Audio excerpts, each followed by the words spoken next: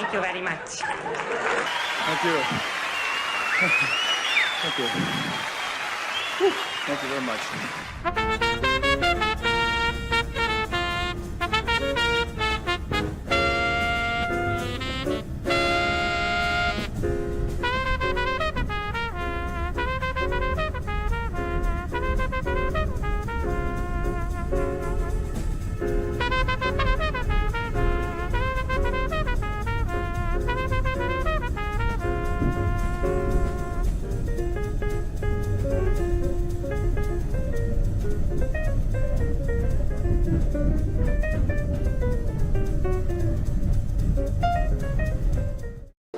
Thank you. Thank you. Thank you. Thank you. Thank you. Thank you. Thank you. Thank you. Thank you. Thank you. Thanks. Oh, thank you.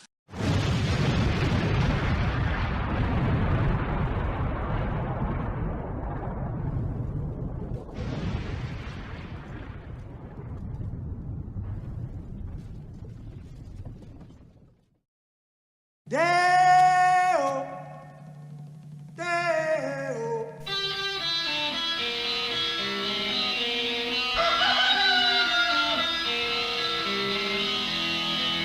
Baby's got a burger and a shooter and that shake it all go down. Baby's got a burger and a shooter and that shake it all go down. Corrosion to her thighs, erosion of her pride. Baby's got sugar, baby's got corrosion now, baby's got it.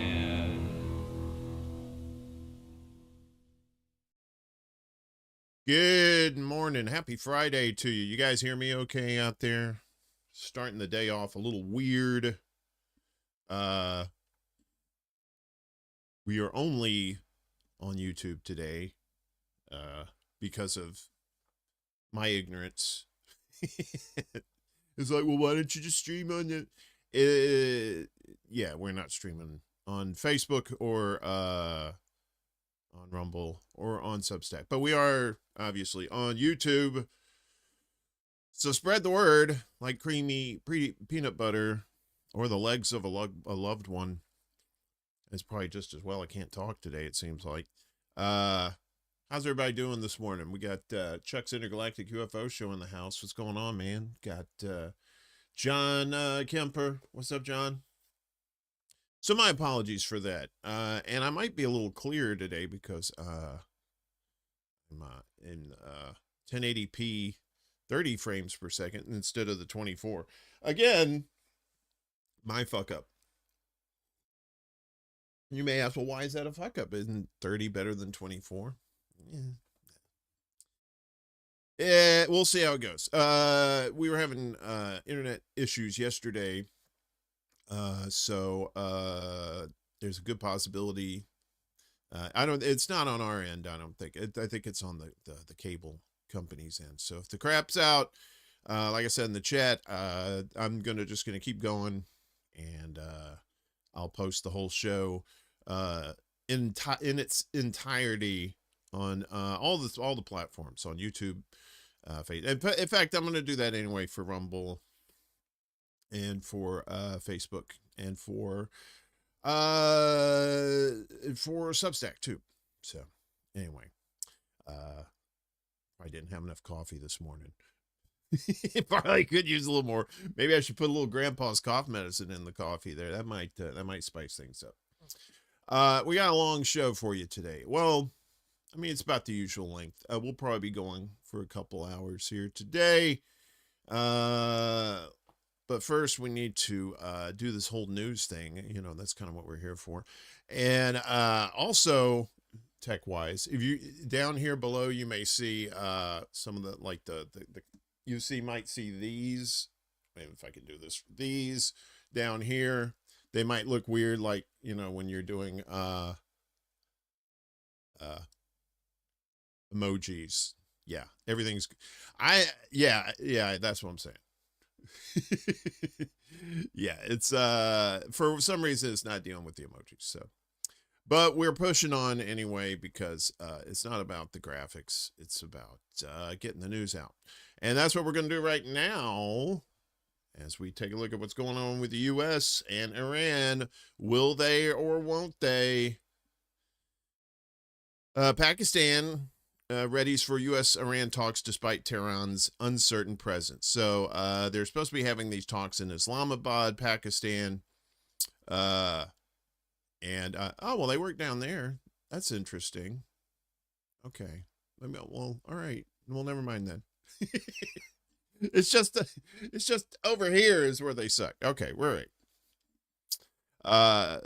So yeah, and Iran has basically said if you keep fucking with Lebanon, no dice, it's not going to happen.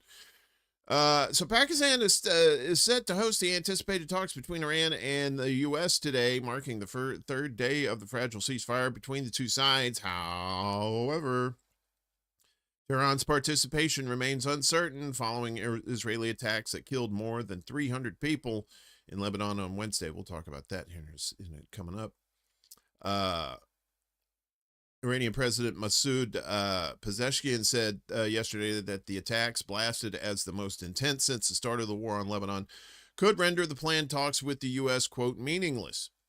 Iranian Foreign Ministry spokesperson Ismail Baghai also stressed that any talks aimed at ending the war depend on Washington respecting its ceasefire commitments across all fronts, particularly in Lebanon, according to ISNA.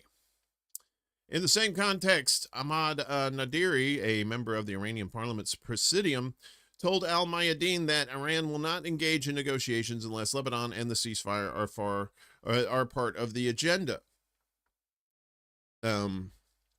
He added that there will be no negotiations if the U.S. and the Zionist entity continue violating the agreement. Nadiri further stated that the U.S. and Israel had already breached 3 provisions of the deal since Wednesday, leaving the fate of the talks uncertain. It's noteworthy that when announcing the ceasefire between Iran, the United States, and their allies, mediator Pakistan said the truce applied everywhere, including Lebanon. However, the U.S. and Israel later claimed that the provision was not part of the deal. Yeah, they're doing like this third grade thing. I didn't say that. We didn't say that. Well, yeah, you did. No, I didn't say that.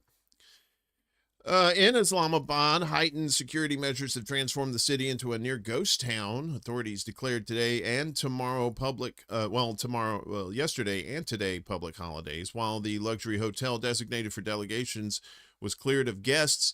On the U.S. side, Vice President J.D. Vance is expected to lead the talks alongside President Trump's envoy Steve Witkoff and his son-in-law Jared Kushner, according to the White House. What could possibly go wrong? Wait, yeah, what could possibly go wrong? You got to have both hands in there.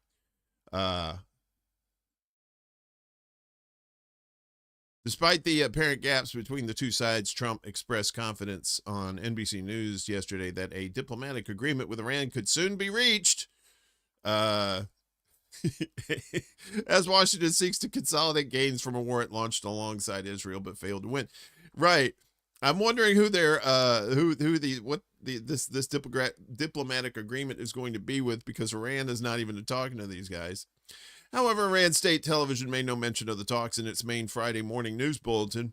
Iranian media cast further doubt on the talks. Tasnim news agency quoted an unnamed source as saying that reports of an Iranian delegation arriving in Islamabad are completely false. The source added that as long as the U.S. does not respect its ceasefire commitments in Lebanon and the Zionist entity continues its attacks, the negotiations will be suspended. Sounds reasonable. And that was the thing. I think the talks were supposed to be today, but they delayed them until tomorrow. And now, there we are. CBC voter, what's up? Good to see you. Even if talks proceed, major disagreements persist. The discussions are expected to address Iran's nuclear program, a central point of contention, and will be centered around Iran's 10-point plan. Now, what's her name? The Chucky doll, that's the press secretary. She said, we just tore up that 10-point thing. I think Aquaman, Rubio said the same thing. Yeah, we just tore it up. We didn't These people are fucking around. They keep fucking around, and when they find out, they don't learn anything. The head of Iran's atomic energy organization, Mohammad Eslami, rejected any restrictions on uranium enrichment, dismissing U.S. and Israeli demands. Demands by our enemies to restrict Iran's enrichment program are nothing but wishful thinking that will be buried, he said in remarks to ISNA. Tehran maintains that its nuclear program has been developed for solely civilian purposes, asserting that nuclear weapons are not within its objectives. Well, they may not have been before, but I'm pretty sure there's a few of them people up in there in Iran going, well, you know, North Korea got them nukes and they don't ever fuck with them. I ain't saying, I'm just saying. Meanwhile, traffic through the Strait of Hormuz, whose reopening was a key condition of the ceasefire, remains largely stalled, particularly due to the Israeli violations. Oh, those sticky little Israelis always gumming up the woiks.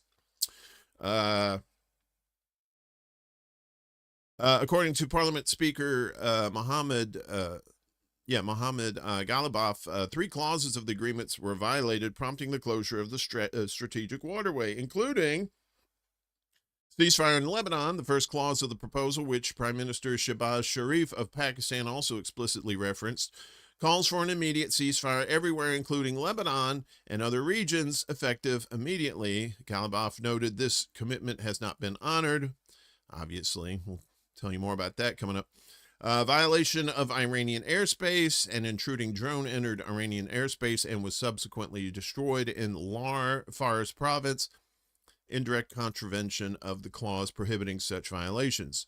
And the right to nuclear enrichment and Iran's entitlement to enrichment, including in the 6th clause of the framework, has been denied. So that's where we're at right now with these talks. Iran has basically said, you keep fucking with Lebanon, no dice, we're not doing anything. And really, the U.S. has zero leverage, right? The only thing they can do to possibly threaten Iran is say, look, we got nukes. You don't. But then that's a whole other kettle of fish. A kettle of nuclear fish that I'm sure the world would not want to see. So yeah, Trump and his goons kind of painted themselves into a corner here. So the talks are tentative for tomorrow, but we'll see. As we told you, one of the reasons why Iran is hesitant is because Israel keeps fucking with Lebanon. Heavy clashes rage in South Lebanon as Hezbollah confronts invading troops. Heavy clashes are raging on the outskirts of the southern Lebanese city of Bint Jbeil as Hezbollah resistance fighters continue to confront the Israeli ground invasion launched at the start of last month. According to reports from Al Mayadeen, fighting remains active in and around Bint Jbeil, despite Israeli media claims that forces have taken control of the city and killed hundreds of fighters. What? Israeli media lying? Oh, that's a first. Oh, did the aliens shut down nukes on them before?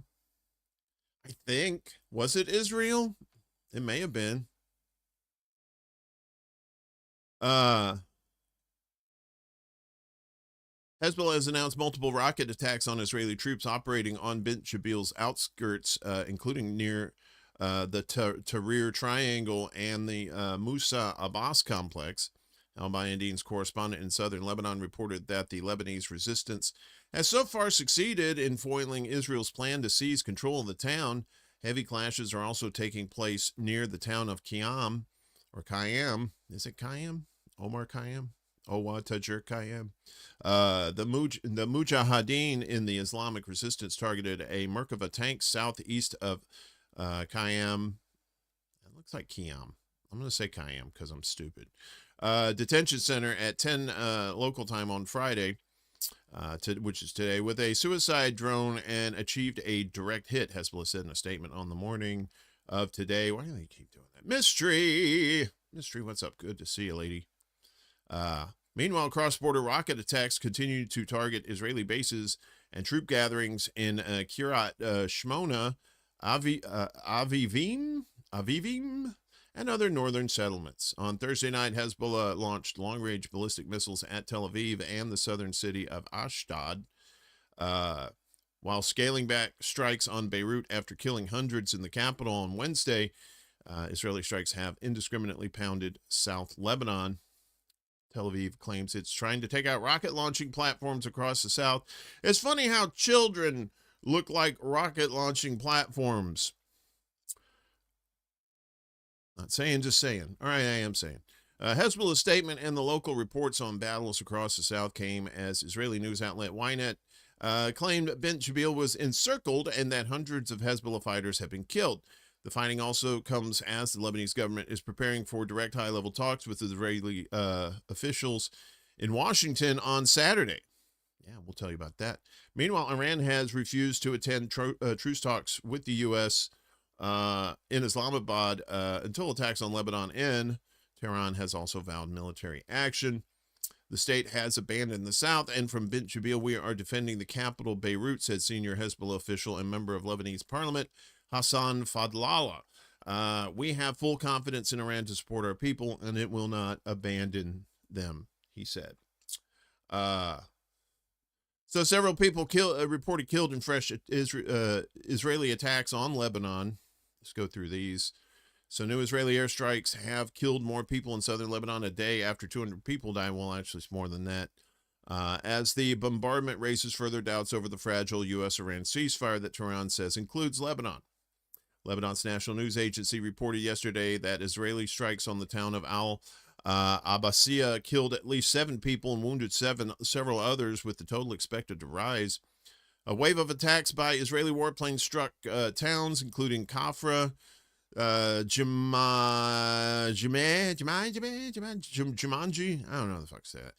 Safad al-Batik, Majd al-Salem, and Deir Antar near Kazmia Bridge.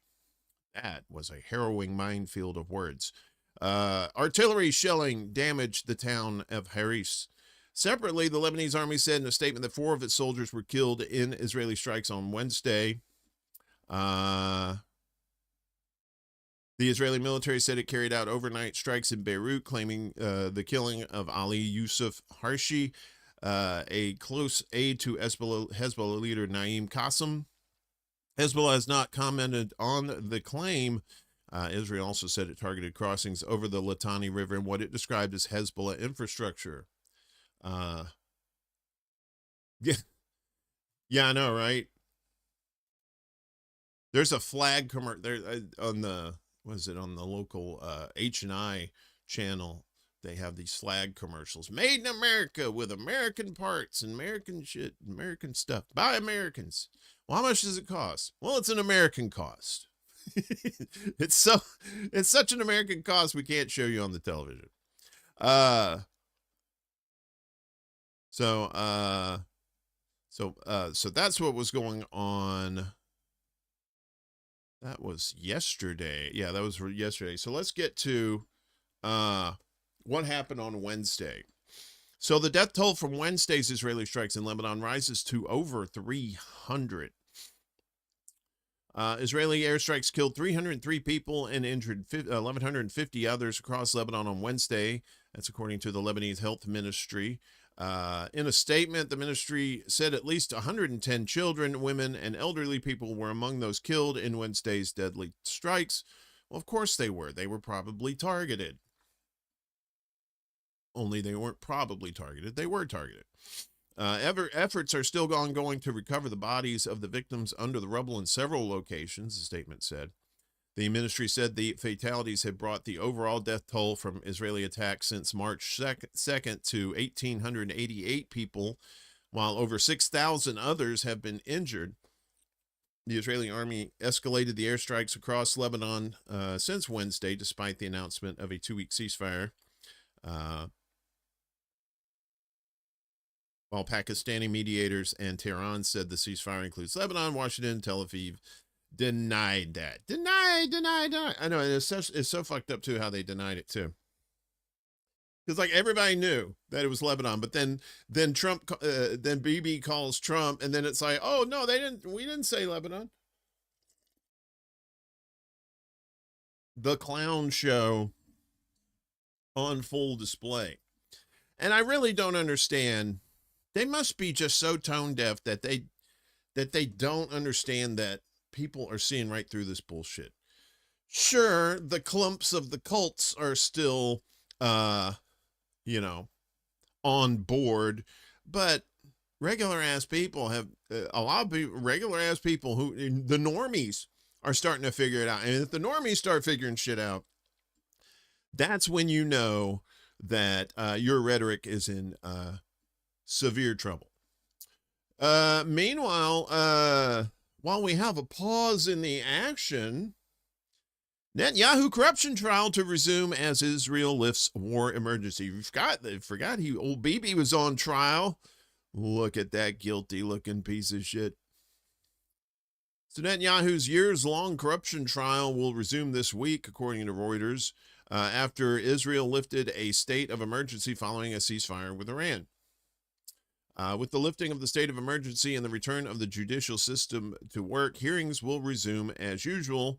A statement from the Israeli court said, hearings are now scheduled to take place between Sundays and Wednesdays, so that means a couple of days he'll be back in court. Netanyahu was first indicted in 2019 on charges of bribery, fraud, and breach of trust. Breach of trust? No, not him. He's so honest.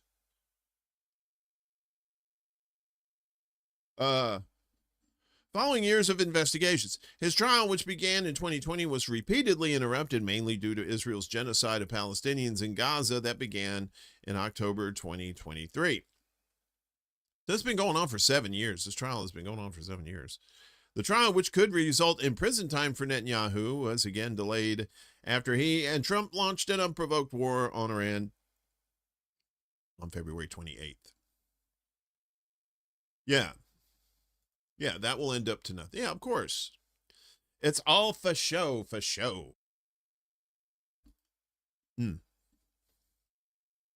This weather around here has been making my head a little weird. So if I sound funky, I'll blame the weather. The Tel Aviv announced the state of emergency, bringing the prime minister's trial to a halt once more in anticipation of Iran's retaliatory missile and drone strikes on Tel Aviv. Trump and Netanyahu have both called on Israel's President Isaac Herzog to issue a pardon for the prime minister, claiming the impact of regular court appearances affects his ability to carry out genocide. Carry out his duties. I'm sorry. No, I was right the first time. Herzog's office has said the Justice Ministry's Pardons Department will gather opinions on the issue to submit to the president's legal advisor, who will formulate a recommendation, and then they'll blah, blah, blah, blah,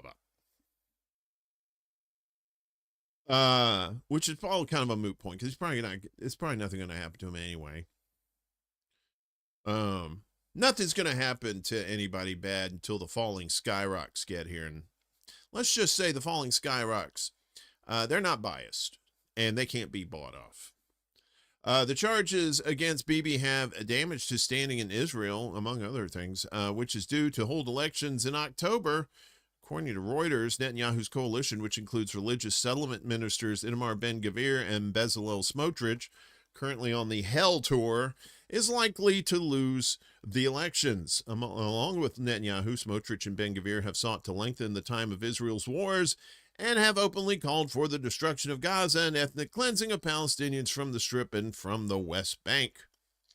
Israeli critics of Netanyahu say he wished to prolong the genocide in Gaza to ensure his trial could not resume, therefore allowing him to remain in power. At that last bit, that sounds a little bit bitter, but it sounds very true that he would commit a genocide to keep from going to prison.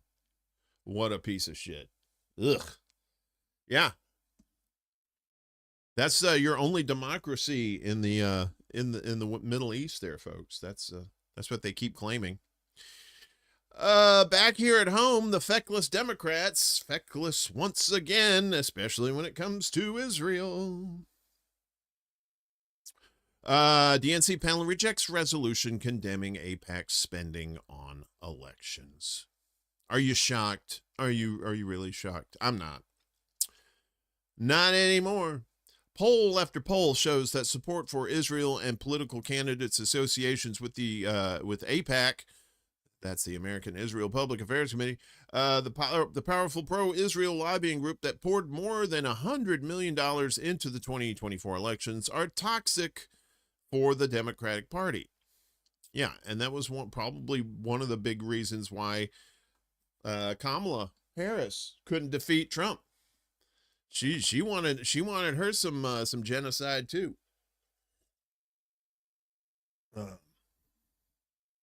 Yeah, big time. And those people online who say, "Oh, if Kamala was president, we wouldn't be doing all this stuff." I don't know if we'd be doing this particular stuff, but we wouldn't be doing anything good. That's for sure.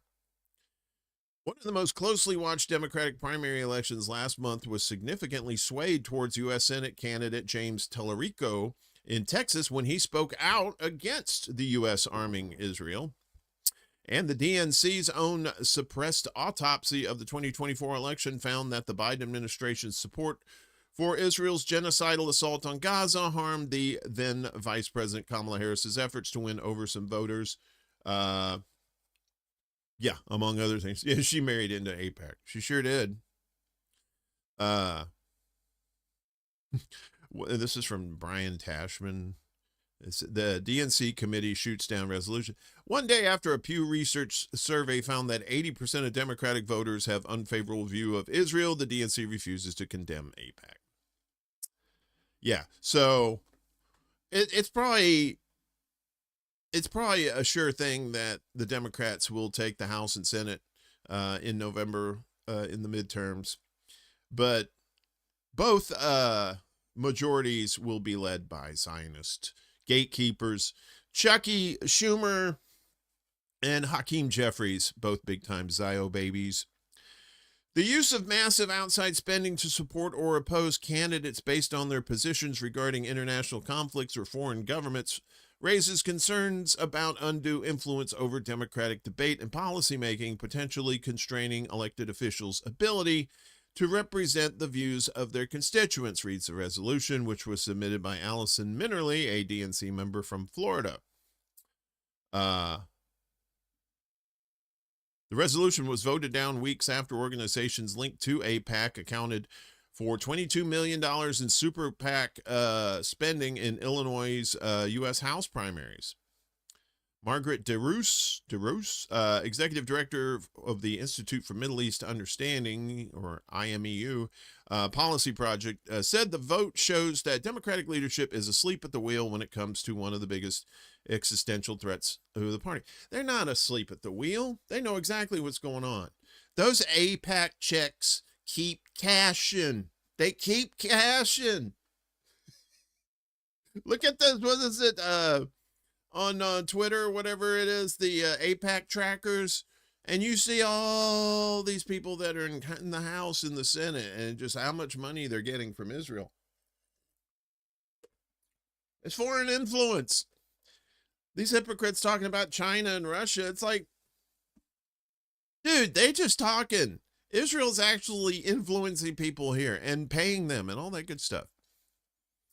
AIPAC's extreme agenda for unconditional weapons funding to Israel is deeply out of step, not just with most Democrats, but with the majority of the American people, said DeRoos.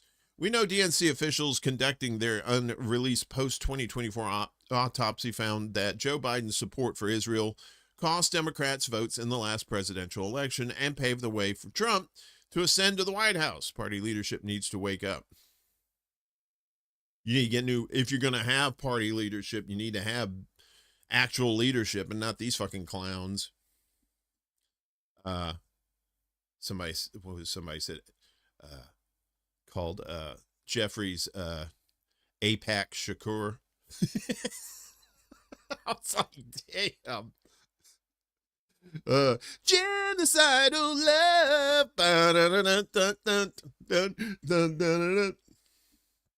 Oh, we'll have to do a parody of that. with AIPAC Shakur.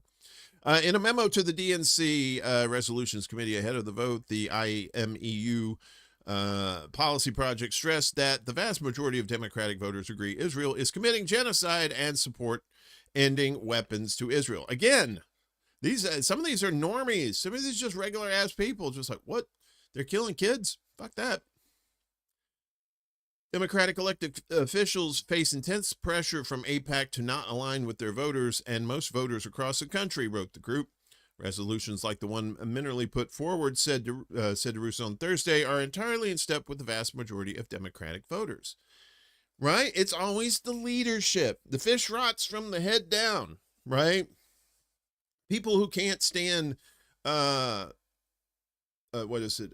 unions.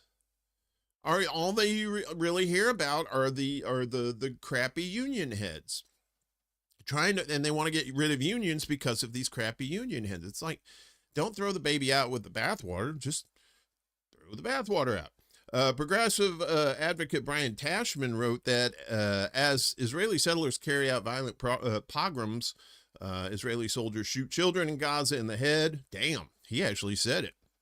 Oh, well, he's not a politician, never mind. We're all saying that stuff. Israeli warplanes bomb apartment buildings in Beirut, and Israeli leaders try to sabotage the Iran ceasefire. The pro-Israel lobby still demands total support for Israeli war crimes. Yeah, exactly. And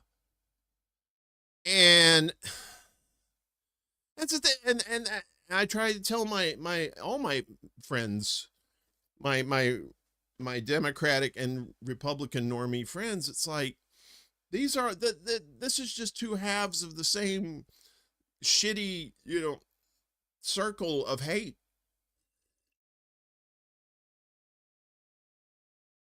We probably could have defunded Israel years ago.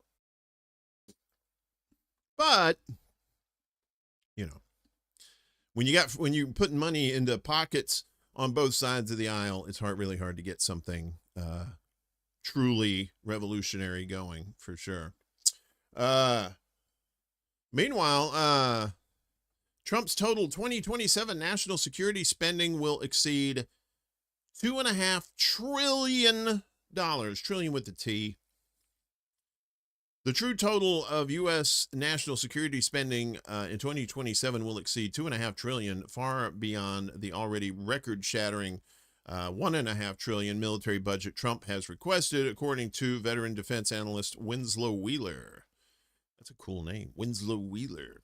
Wheeler, who spent decades working in Washington for senators and the GAO, that's the Government Accountability Office, on national security issues, reached the figure by factoring in the Pentagon budget, military-related spending from other U.S. government agencies, the national security share of interest accrued on the U.S. debt, among other factors. I think there's a table. Okay, yeah, there is a table. The White House's Office of Management and Budget, OMB, has said that the $1.5 trillion military budget request for 2027 is $445 billion, or 42% increase over this year. The OMB said the $1.5 trillion includes $1.1 trillion in base discretionary budget authority for the Pentagon, plus a request for $350 billion in additional mandatory resources through reconciliation. Now, you got to keep in mind that the Pentagon, well before Trump and Hegseth and all these idiots, was failing audits every year. Why? Because a lot of that money goes down a black hole for, black ops and stuff like that, and all the secret shit that, we can't tell you what we're doing, but we're going to need $1.1 trillion. Wink.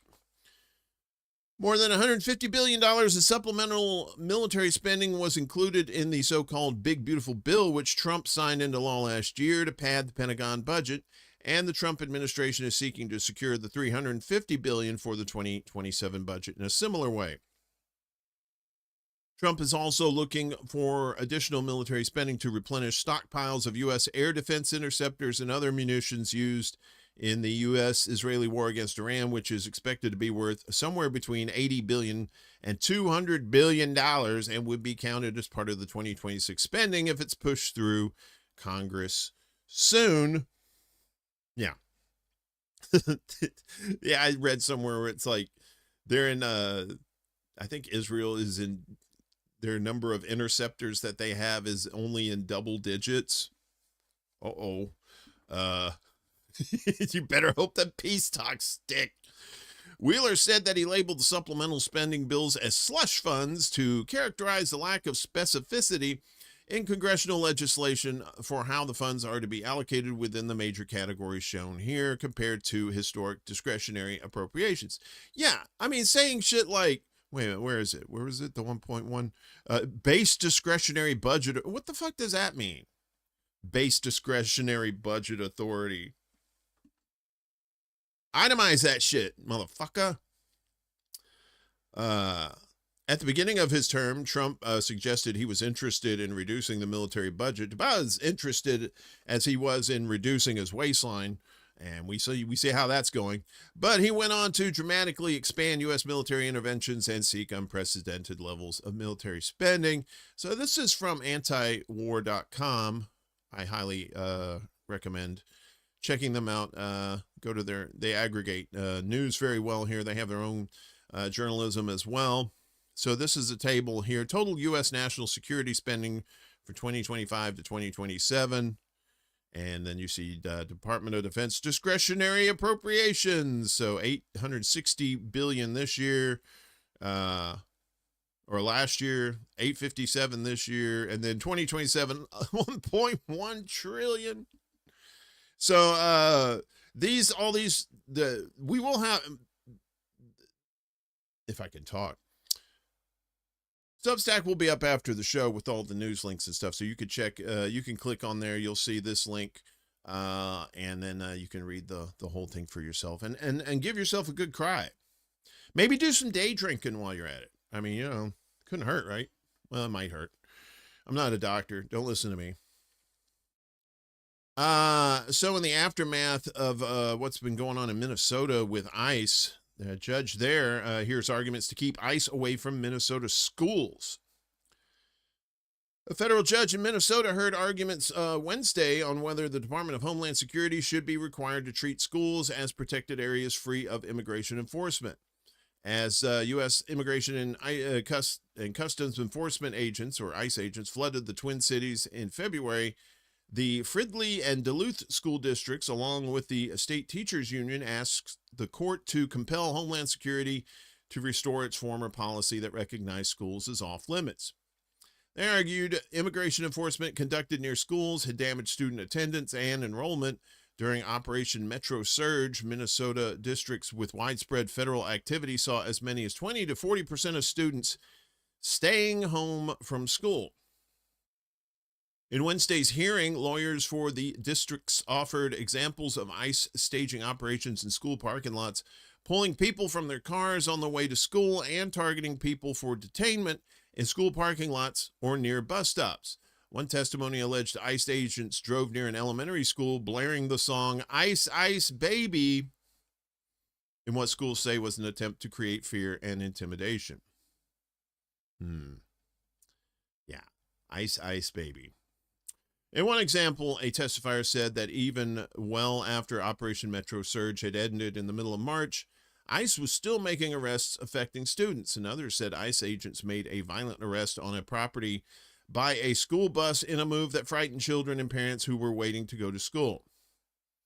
Although ICE agents were no longer a daily presence near Fridley schools, students and staff were still affected by what had happened in January and February, said Brenda Lewis, superintendent of the Fridley Public Schools. Our educators are still in a constant state of standing up emotional support, not only for their children, but for their families and each other, Lewis said. We also still have families that are not with us, that are in detention facilities, she said. So the impact is not just that we haven't had ICE agents on our property in 8 weeks, which is good. However, the impact is longstanding and will be seen for many years. Yeah, it's going to scar. I mean, it's not just the adults. These kids are going to be scarred for life by this shit. In January last year, the Trump administration rescinded the 32-year safe harbor policy for schools, hospitals, and churches, saying that criminals would no longer be able to hide in America's schools and churches to avoid arrest. They will be able to hide in state and national houses and senates and stuff like that. Lawyers for the Fridley and Duluth schools argued the move violated the Federal Administrative Procedures Act. In arguing to keep the current policy, a government lawyer Wednesday said immigration enforcement officers already apply discretion around when and where they conduct operations, and it's not necessary to create bright line rules around where they operated. She said the Trump administration's changes last year just eliminated bureaucracy. Judge Laura Provenzino said at the end of the hearing that this was an important case to her personally as the daughter and granddaughter of educators. She did not indicate when she planned to rule on the matter. But yeah, the damage is already done. Obviously, the two people who are no longer living, that damage is definitely done. That was immediate damage. This is going to be long, festering damage for these children who have witnessed this, right? We're seeing these Gestapo Nazis in our streets wearing masks, no ID, just claiming their ICE and just absconding people. And this was happening before Trump too, you remember? What was it? I think it was during Biden too, that these vans would come up and just scoop people up and take them to black sites and stuff. It's some scary shit, yo. But until we do something about it, it's all just going to keep happening.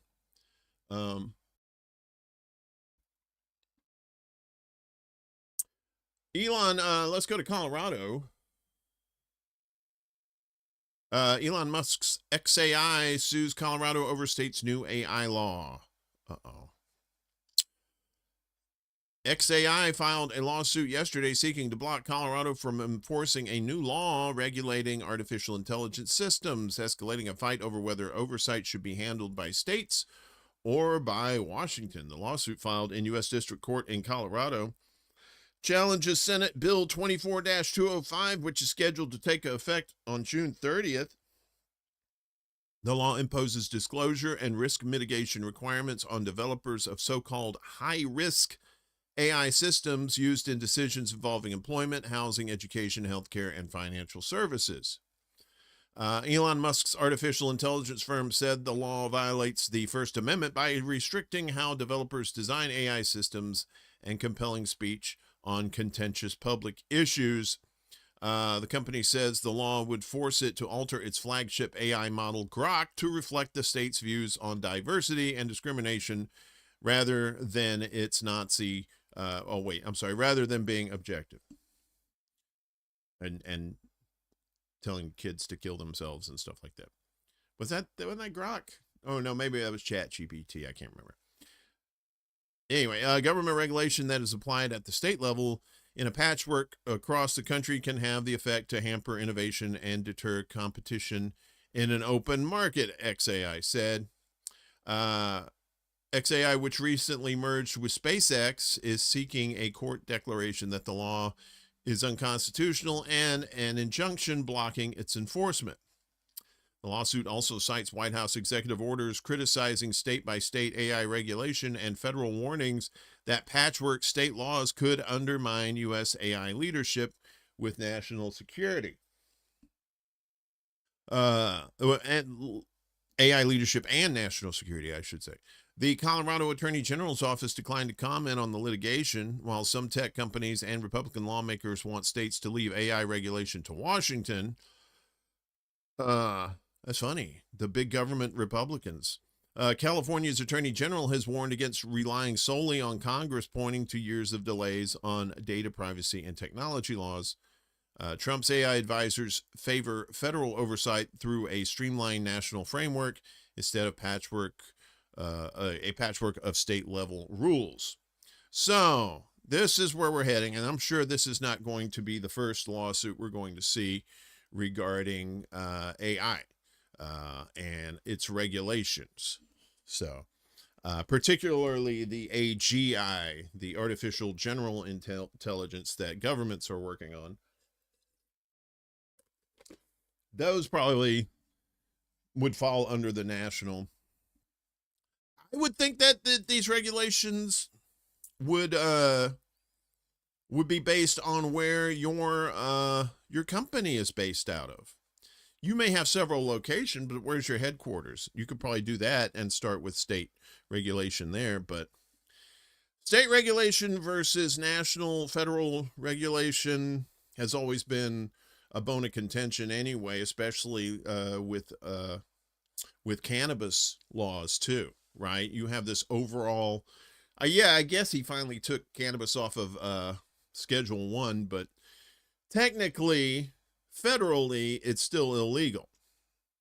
But you're seeing a majority of the states now who either have medical or recreational or both. You're seeing a lot more of them than you saw maybe 10 or 20 years ago. And there's really no stopping that tsunami wave, right? It's just, and I guess it's the same thing with AI, but the difference is AI runs on electricity, needs a whole lot of things like water and power that really can take it out of communities and cause, electrical bills to be high and that sort of thing. Whereas if you're just growing weed and selling it, chances are you're using water, but you're not using nearly as much, and because it really doesn't take much to grow cannabis. You just have to clip it, make sure and get it to grow like that. Yes, that's the thing. But anyway, regulations like that, there's going to be a severe fight over this pretty soon for sure. If there's anybody left, because U.S. fertility rate drops to all-time low, continuing a 2-decade slide. The fertility rate in the U.S. has dropped to an all-time low, continuing a trend that has seen births in the country drop by nearly 23% since 2007. Gee, I wonder why. You think people don't want to bring kids into a shitty world?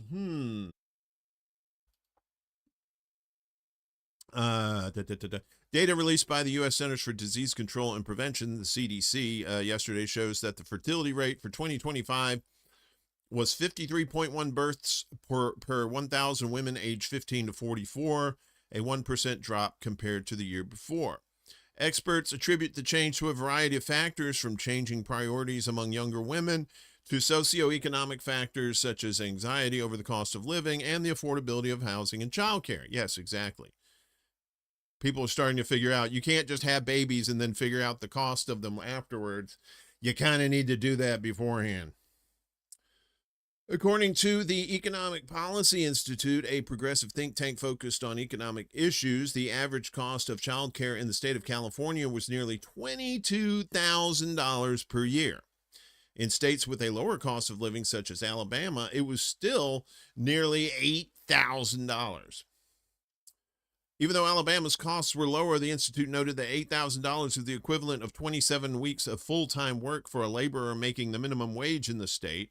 For California, it would take a minimum wage worker 33 weeks to earn enough for child care costs alone. Philip Levine, an economics professor at Wellesley College, sorry, I always want to call it Wesley College. Shut up, Wesley. At Wellesley College, told the news agency Reuters that factors such as greater and more demanding job market opportunities, expanded leisure options, and increased intensity of parenting have made the option to have children less desirable. Falling birth rates have also grabbed the attention of policymakers, with some seeking to roll out tools to incentivize young couples to have children. Yes, putting billboards up on the highway saying y'all get to fucking, probably you might want to put a little more nuance on that. I'm just saying. Just get to fucking. The administration of the Donald Trump administration promised to embrace pro-birth policies, sometimes referred to as pro-natalist policies. Last year, the administration touted new guidance to increase access to in vitro fertilization treatments as evidence in that the Republican Party was the party of parents. Yeah. Such steps, however, have been paired with enormous reductions in access to government health care and other social programs. How about that? Yeah. Y'all go ahead and make them babies. We're going to give you more access to in vitro. Oh, you want to pay for it? We didn't say nothing about that, son. I'm sorry, my brother. You got to get your own. After unveiling his recent budget request for fiscal year 2027, Trump justified the need to slash social spending while defending his $1.5 trillion request for military spending. Don't need to slash either one because, it's fiat currency. If you're able to spend $1.5 trillion on the military, you're able to spend $1.5 million on helping people have kids and pay for them too. Peace stuff, right? Yeah, y'all wrap that rascal. Yeah, you make sure. Yeah, because if you don't want them babies, it's if you thought it was hard before, it's definitely hard now. He has suggested that existing federal programs be offloaded onto states which have varying resources. The U.S. can't take care of daycare. That has to be up to a state. We can't take care of daycare. That we're a big country. Yeah, but you can do $2.5 trillion. Is this him talking? Oh, yeah, that's him.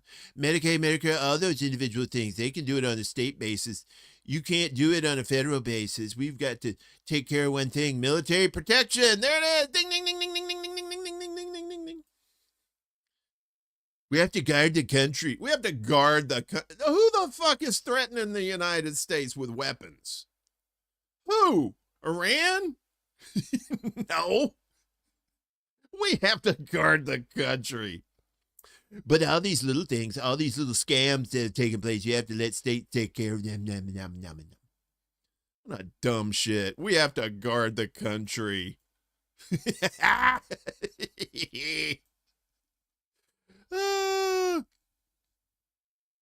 Far-right politicians have also become fixated on falling birth rates in Western countries, using them to promote a narrative that white majorities could be replaced by migrants from non-Western countries. There we go. That old xenophobia. The number of babies born in the U.S. in 2025 also saw a slight drop of about 1%, down to 3.6 million. So, yeah. I mean, it's not a shock, really. I've been here. Gen X alone. I know so many, single people or married couples that don't have kids. None of them have kids. They say we can't afford kids. We can barely take care of ourselves as it is. And some people do. Some people, they get into this niche. They find good work. They're able to keep it. And God love you. I'm not shitting on that at all. But that's the exception, not the rule, though. The rule is you're not allowed to afford to have kids. But you're an asshole if you don't have kids. That's the way they look at you.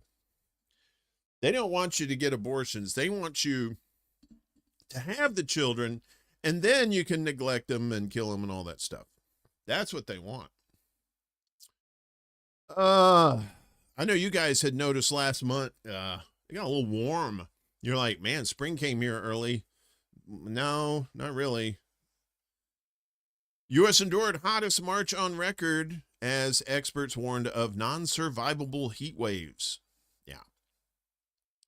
If it's hot in the winter, the summer is just going to be hoo-hoo-hoo. NOAA, the National Oceanic and Atmospheric Administration, confirmed Thursday that last month, which featured a heat wave that cooked the U.S. West and caused a snow drought, was the hottest March in the 132-year record for the contiguous United States. contiguous. I think it's contiguous. The average temperature was 50.85 degrees Fahrenheit, 9.35 degrees Fahrenheit above the 20th century average, marking the first time any month's average has exceeded 9 degrees Fahrenheit above that baseline, according to NOAA's National Centers for Environmental Information. NCEI also said April 25th through March 26th was the warmest 12-month span observed for the lower 48 since record keeping began in 1895, and over half of the area had its hottest single March day on record dating back to 1950. Maximum daytime temperatures were especially high, averaging 11.4 degrees Fahrenheit above the March average and 0.9 degrees above the April long-term average, NCEI noted. 10 states recorded their warmest March on record: Arizona, California, Colorado, Idaho, Nevada, New Mexico, Oklahoma, Texas, Utah, and Wyoming. As you can kind of see the big splotch right there. Across all these states, average temperatures exceeded their respective April averages, with California also eclipsing its average May temperature by 0.7 degrees. Yeah, so this is blue's coldest, red's warmest, and look at all this red shit. Yeah, we were getting some of this up in here, too, in the Midwest. Even up here, it was getting a little warm, but, you know. In a social media thread about the findings, Shel Winkley, the senior engagement specialist and meteorologist at Climate Central, stressed that our overheating planet played a major role. Out of 192 cities analyzed by Climate Central, 111 experienced at least 1 week of heat, made more than 2 times more likely by human-caused warming, he noted. The Southwest averaged 25 out of the 31 days with heat made at least 2 times more likely.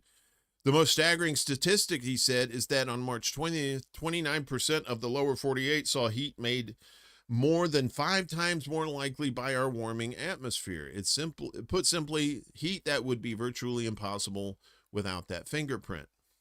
Jesus, look at that.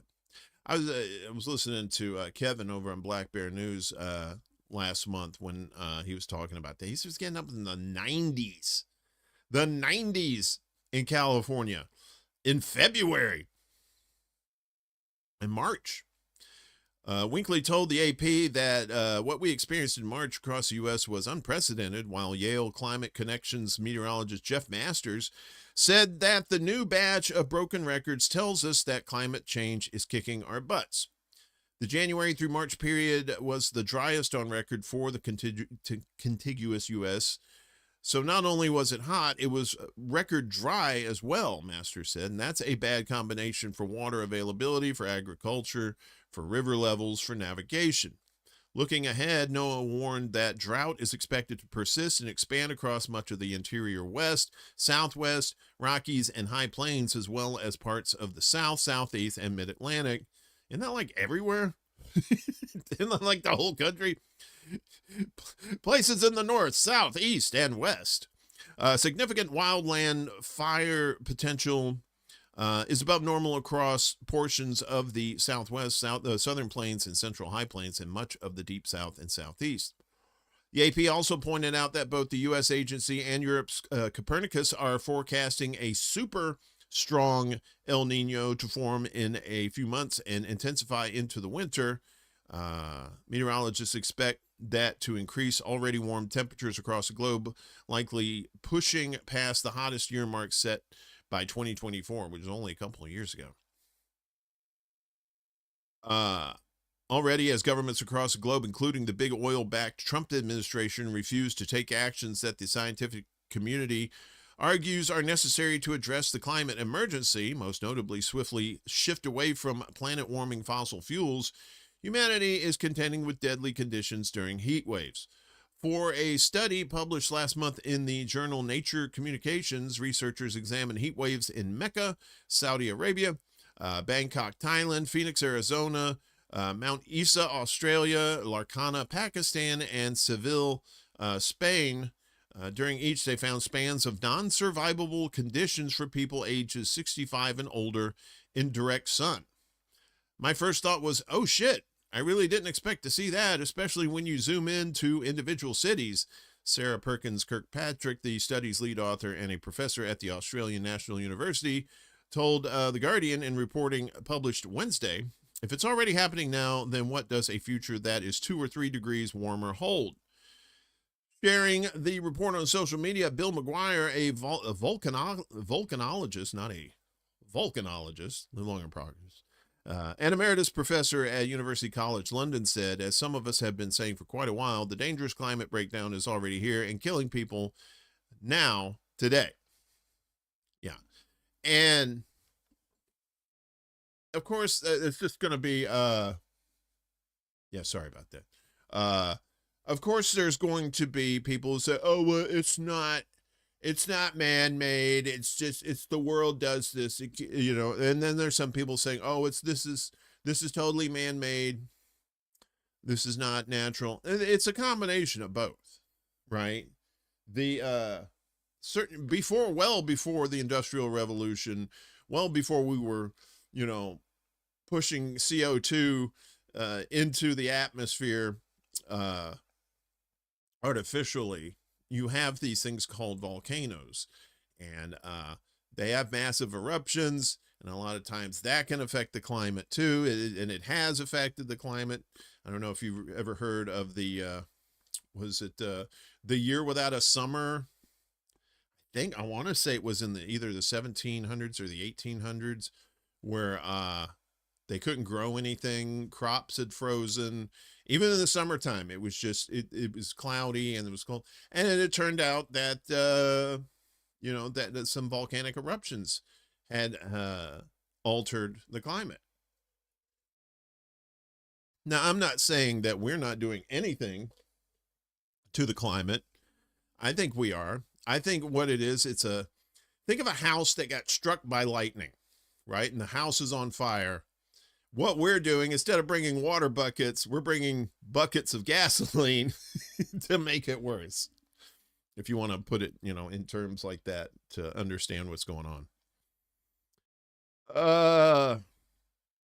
This war that's going on with Iran, heat is not the only thing you'll have to worry about this summer. Gas prices probably as well.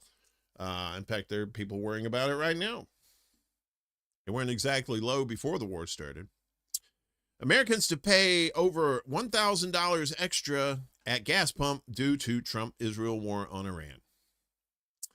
An analysis published yesterday by the office of U.S. Senator Ed Markey estimates that the average American motorist will pay nearly $1,100 extra for gasoline in 2026 due to Trump's war of choice on Iran.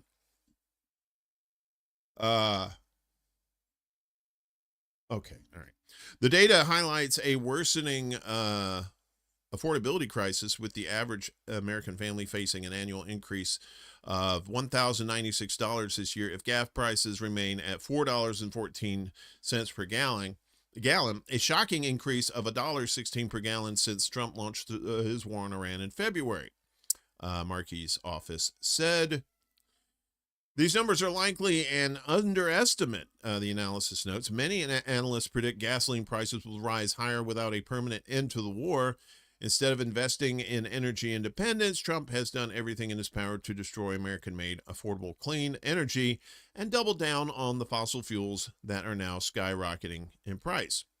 And see, the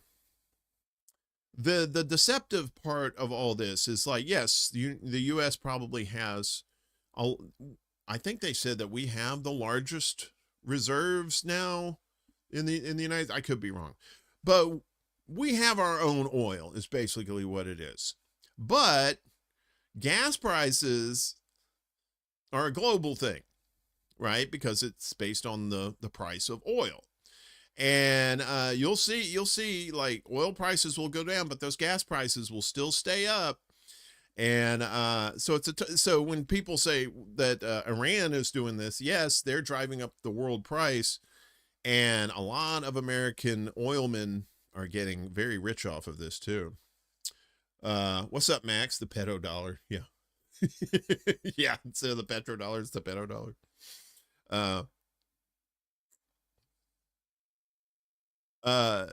let's see. As Americans pay more at the pump, fossil fuel industry executives profit, Markey's office said. During Trump's first year in office, the 5 largest oil companies, ExxonMobil, Chevron, ConocoPhillips, Shell, and BP, made more than $75 billion in profit. Fossil fuel interests spent $445 million to help elect Trump and other Republicans in 2024.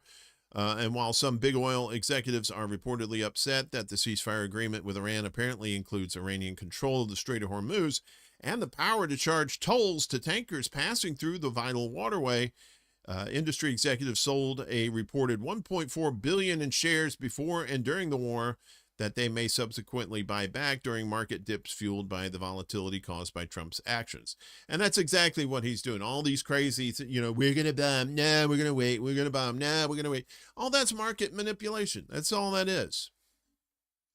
And nobody's looking into that. Doesn't seem to be looking into that because there seems to be a lot of people making money off of it. Not you and me, but those with money making more money. America's small businesses, workers, and families are really feeling the pain at the pump, all thanks to Trump's illegal war on Iran. Markey, the ranking member of the Senate Small Business and Entrepreneurship Committee, said in a statement introducing the analysis. Instead of delivering real relief to the American people, Trump is doubling down on his reckless economic policies, which are only driving up energy prices, enriching his oil and gas buddies, and worsening the affordability crisis for everyone else. In uncertain times like these, gas prices go up like a rocket, but come down like a feather, he said. Yeah, the prices, gas prices go up, oil will fall, but then gas prices will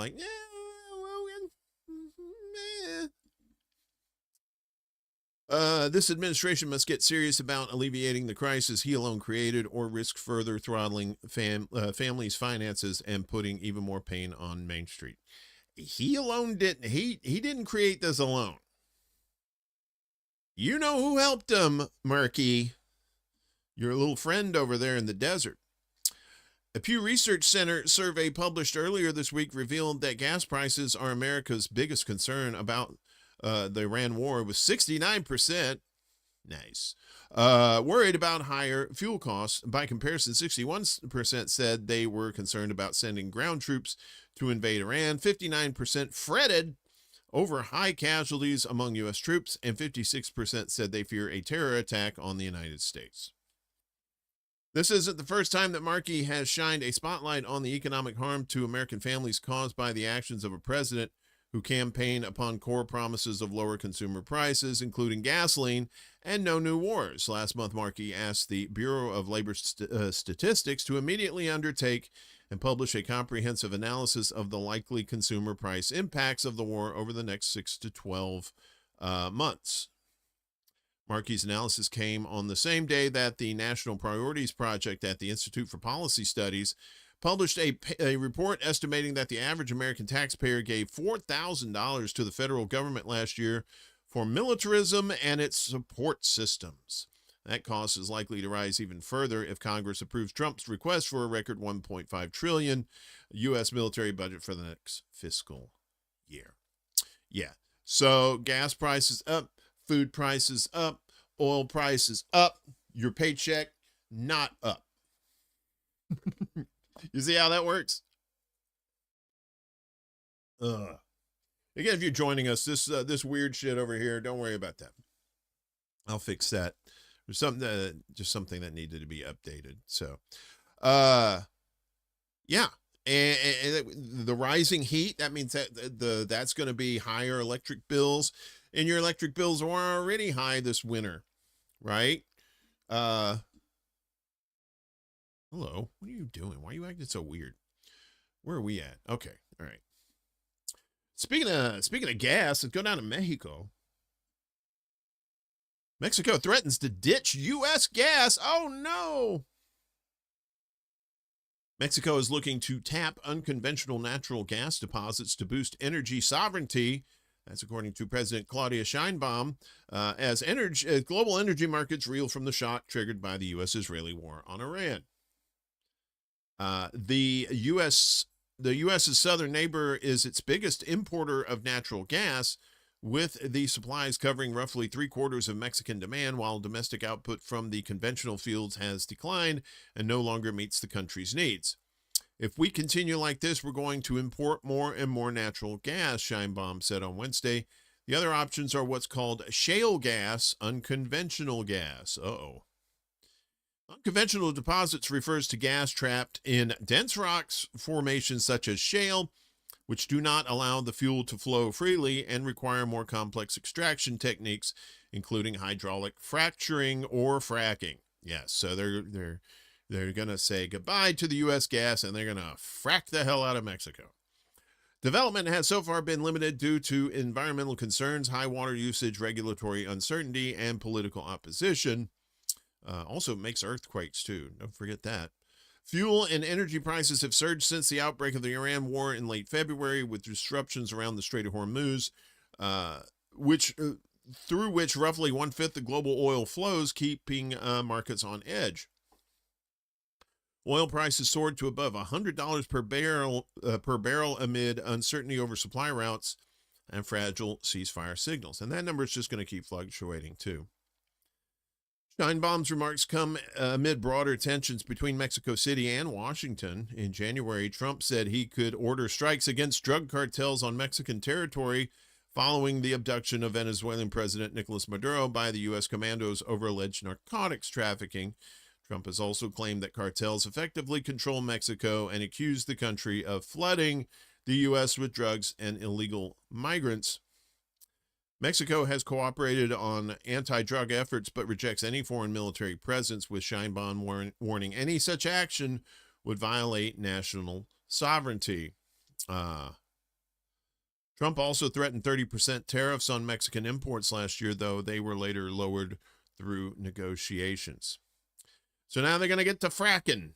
They're going to get to frackity frack. Down there in Mexico. Seriously. Had we, had JP Morgan funded Nikola Tesla back in the day for real, we wouldn't be probably having any of these conversations.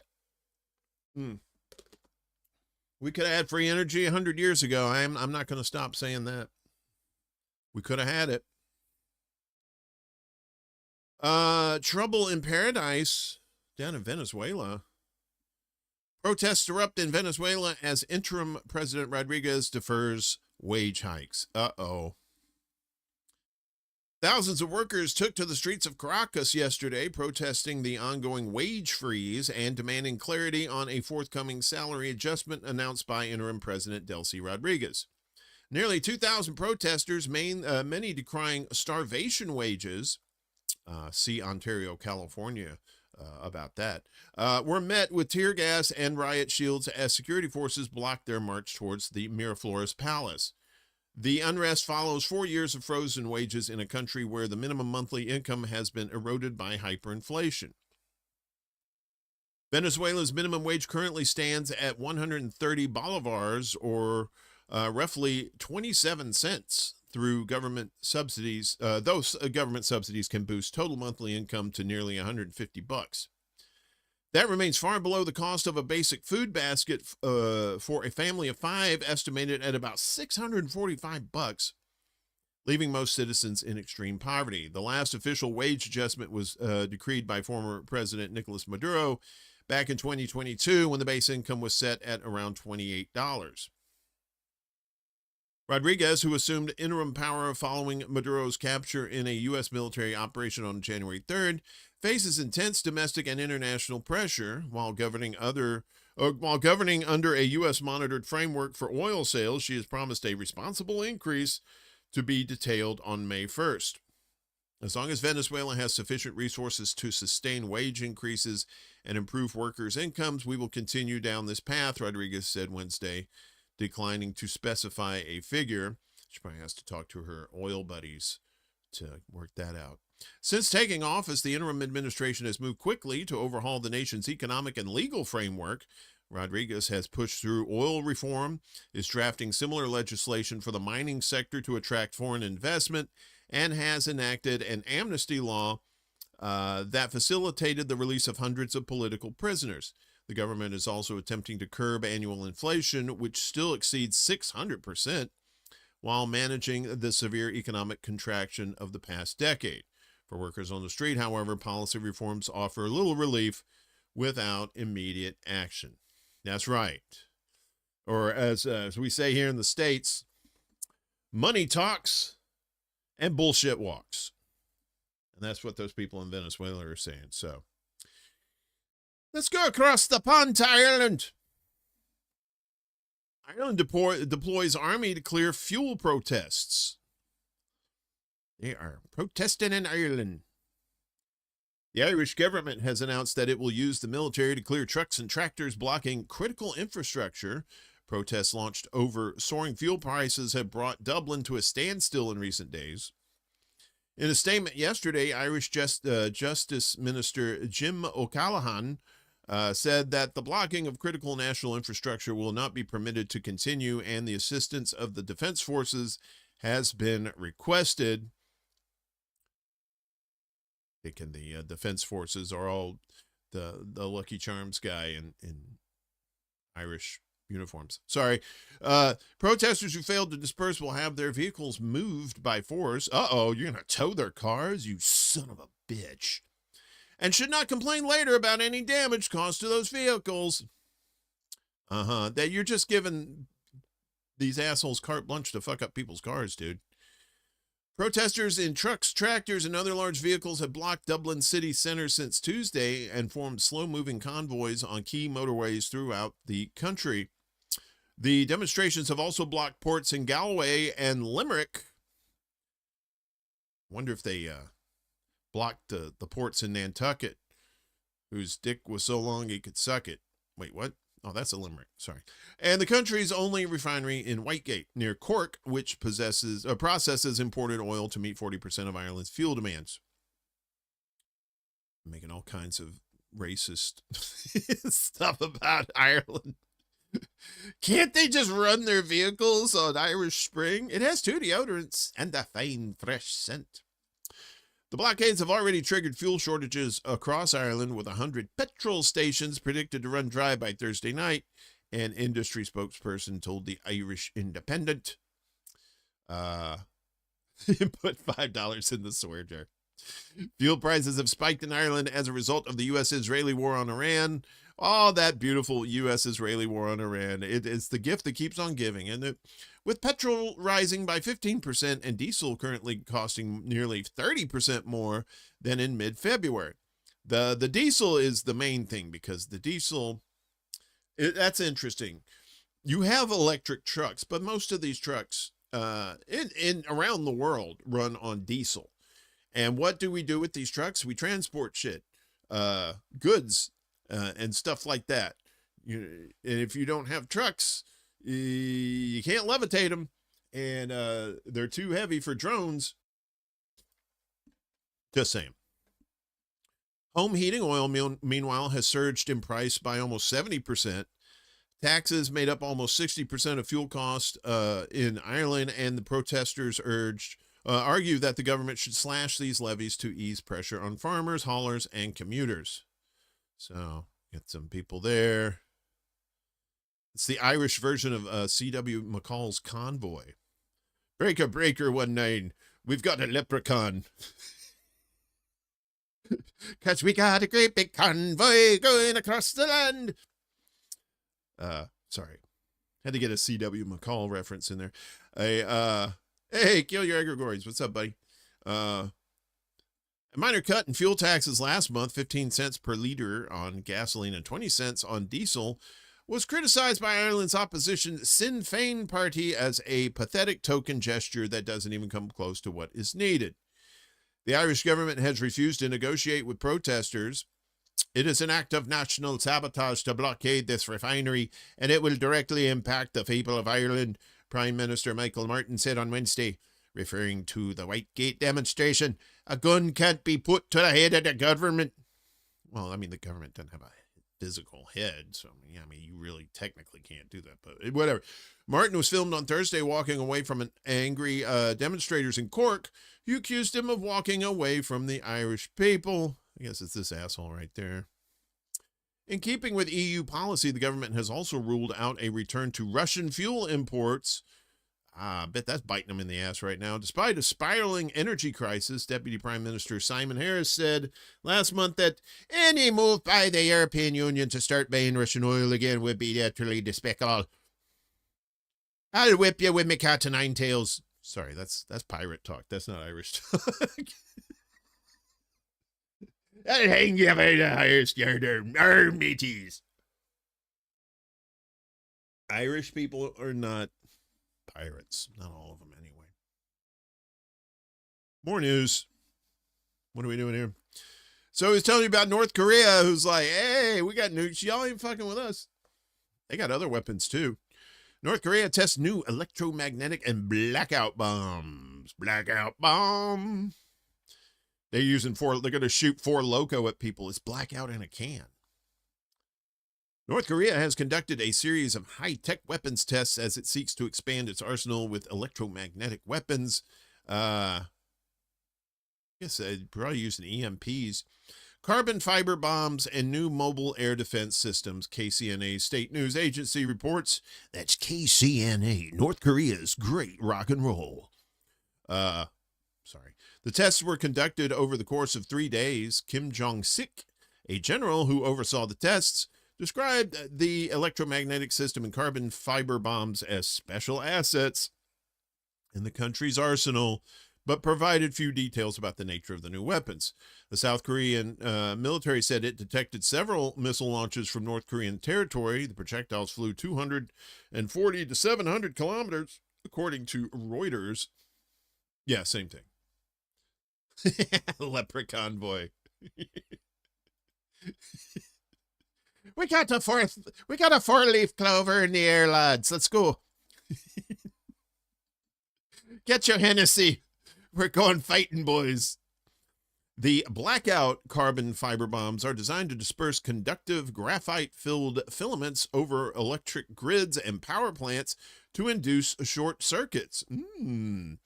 The non-nuclear electromagnetic pulse, the EMP weapon, is another type of device similarly intended to neutralize electronic circuits in military assets such as radar systems and aircraft. According to KCNA, the tests also involved a new cluster warhead for the Hwasong 11, a nuclear-capable ballistic missile. The tests came amid rising tensions on the Korean peninsula.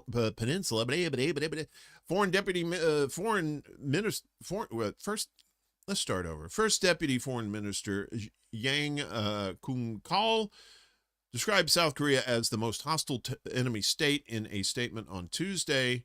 Earlier this week, Seoul, that's the capital of South Korea, apologized to Pyongyang, that's the capital of North Korea, over drone incursions, denying any official involvement and claiming that the launches were a private initiative. 3 people, including an employee of the National Intelligence Service, a South Korean military officer, and a graduate student, are facing charges. Relations have been virtually frozen since 2019 following the collapse of nuclear talks between Pyongyang and Washington.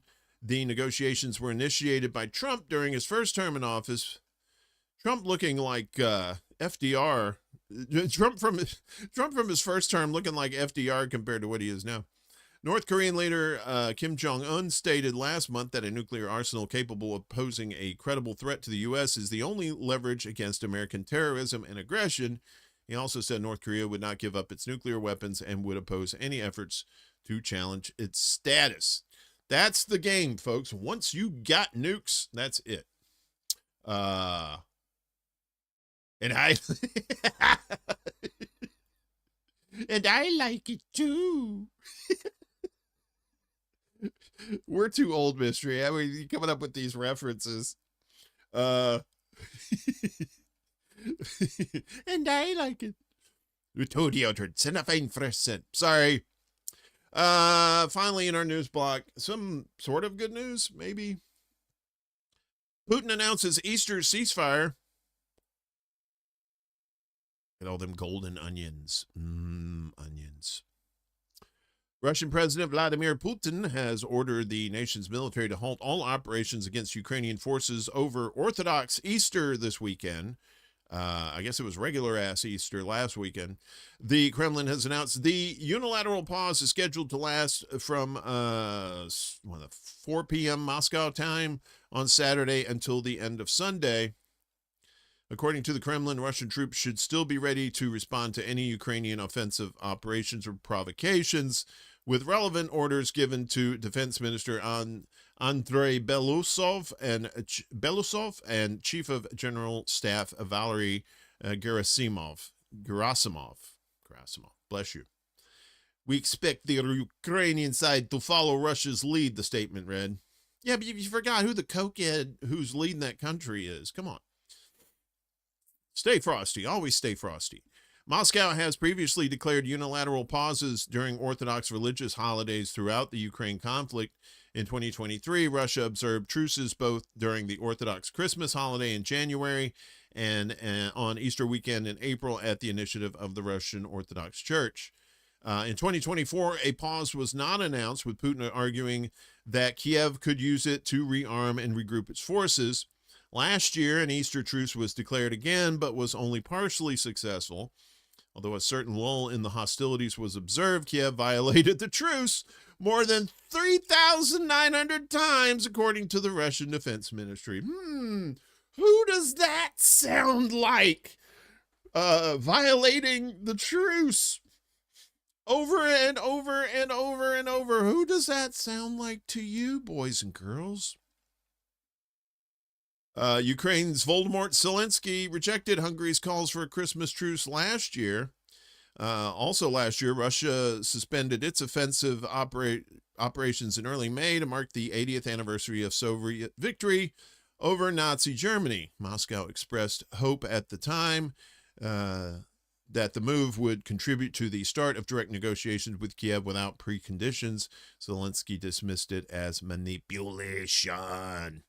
Also, during the 80th anniversary of Soviet victory over Nazi Germany, Ukraine mourned because of their Nazi losses. Sorry, not sorry.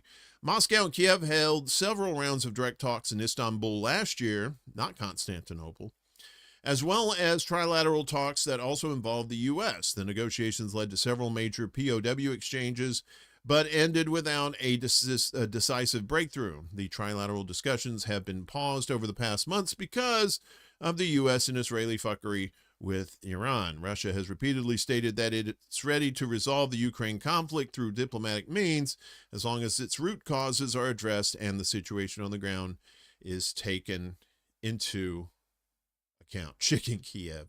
Yeah, definitely. I need more cocaine. Yeah. So that's the news that's fit to print or whatever. Don't worry about this shit over there. We're going to fix this today sometime. So yeah, wait a minute. Where are we at? Okay. All right. So this is how Israel works. Israel says, hey, wait, let's stop fighting. Let's talk. And then they stop fighting, and then Israel keeps going. That's their standard MO. And now, of course, Netanyahu wants to talk to Lebanon while they're still blowing the shit out of The them. sharing of biased and False news has become all too common on social media. More alarming, some media outlets publish these same things are true without checking facts first. Unfortunately, some members of the media use their platforms to push their own personal bias and agenda to control exactly what people think. And this is extremely dangerous to our democracy. Netanyahu orders direct talks with Lebanon amid ongoing strikes. Let me talk to you while I bomb you. Bibi said yesterday that he instructed officials to begin direct negotiations with Lebanon as soon as possible, despite ongoing Israeli airstrikes across the country, according to Anadolu, their news outlet. In light of Lebanon, who is this?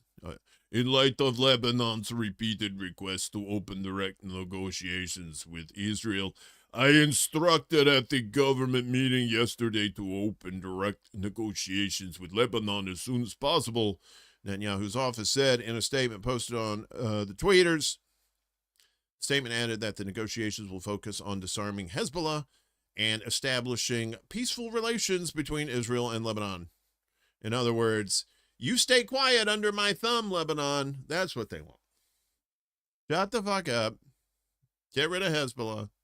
And then we'll just totally take over Lebanon. Or at least south of the Litani River. According to the U.S. news portal Axios, a senior Israeli official said the talks are expected to begin next week.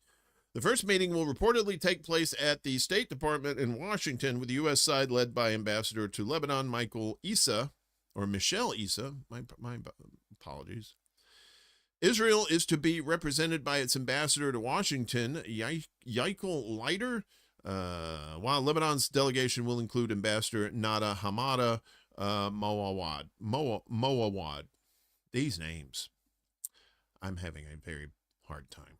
Israel's Channel 14 reported that the negotiations will be conducted under fire, reflecting the ongoing military escalation in southern Lebanon. Earlier, Lebanese President Joseph Aoun said the idea of a ceasefire with Israel, followed by direct negotiations, is beginning to gain positive momentum at the international level. Yeah, but is it realistic? No. See your friends over in Gaza there, Jojo, and how they get screwed over during these ceasefires. Jesus Christ. Meanwhile, the federal judge finds the Pentagon is violating court order to restore access to reporters. A federal judge yesterday ruled that the Defense Department is violating his earlier order to restore access to the Pentagon for reporters, a setback in the administration's efforts to impede the work of journalists. U.S. District Judge Paul Friedman sided with the New York Times for the second time in a month. He had earlier said the Pentagon's new credential policy violated journalists' constitutional rights to free speech and due process. Yesterday, he said Defense Secretary Pete Hegseth's team had tried to evade his March 20th ruling by putting in new rules that expel all reporters from the building unless guided by escorts. The department simply cannot reinstate an unlawful policy under the guise of taking new action and expect the court to look the other way, Friedman wrote. Friedman had ordered Pentagon officials to reinstate the press credentials of 7 Times reporters and stressed that his decision applies to all regulated parties.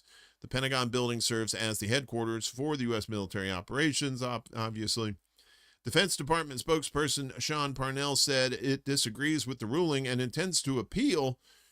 Parnell said in a social media post that the department has at all times complied with judge's orders, reinstating journalists' credentials and issuing a materially revised policy that addressed every concern identified by the judge. Now you're going to give people escorts. That's not the same shit. The department remains committed to press access at the Pentagon while fulfilling its statutory obligation to ensure the safe and secure operation of the Pentagon reservation, he wrote.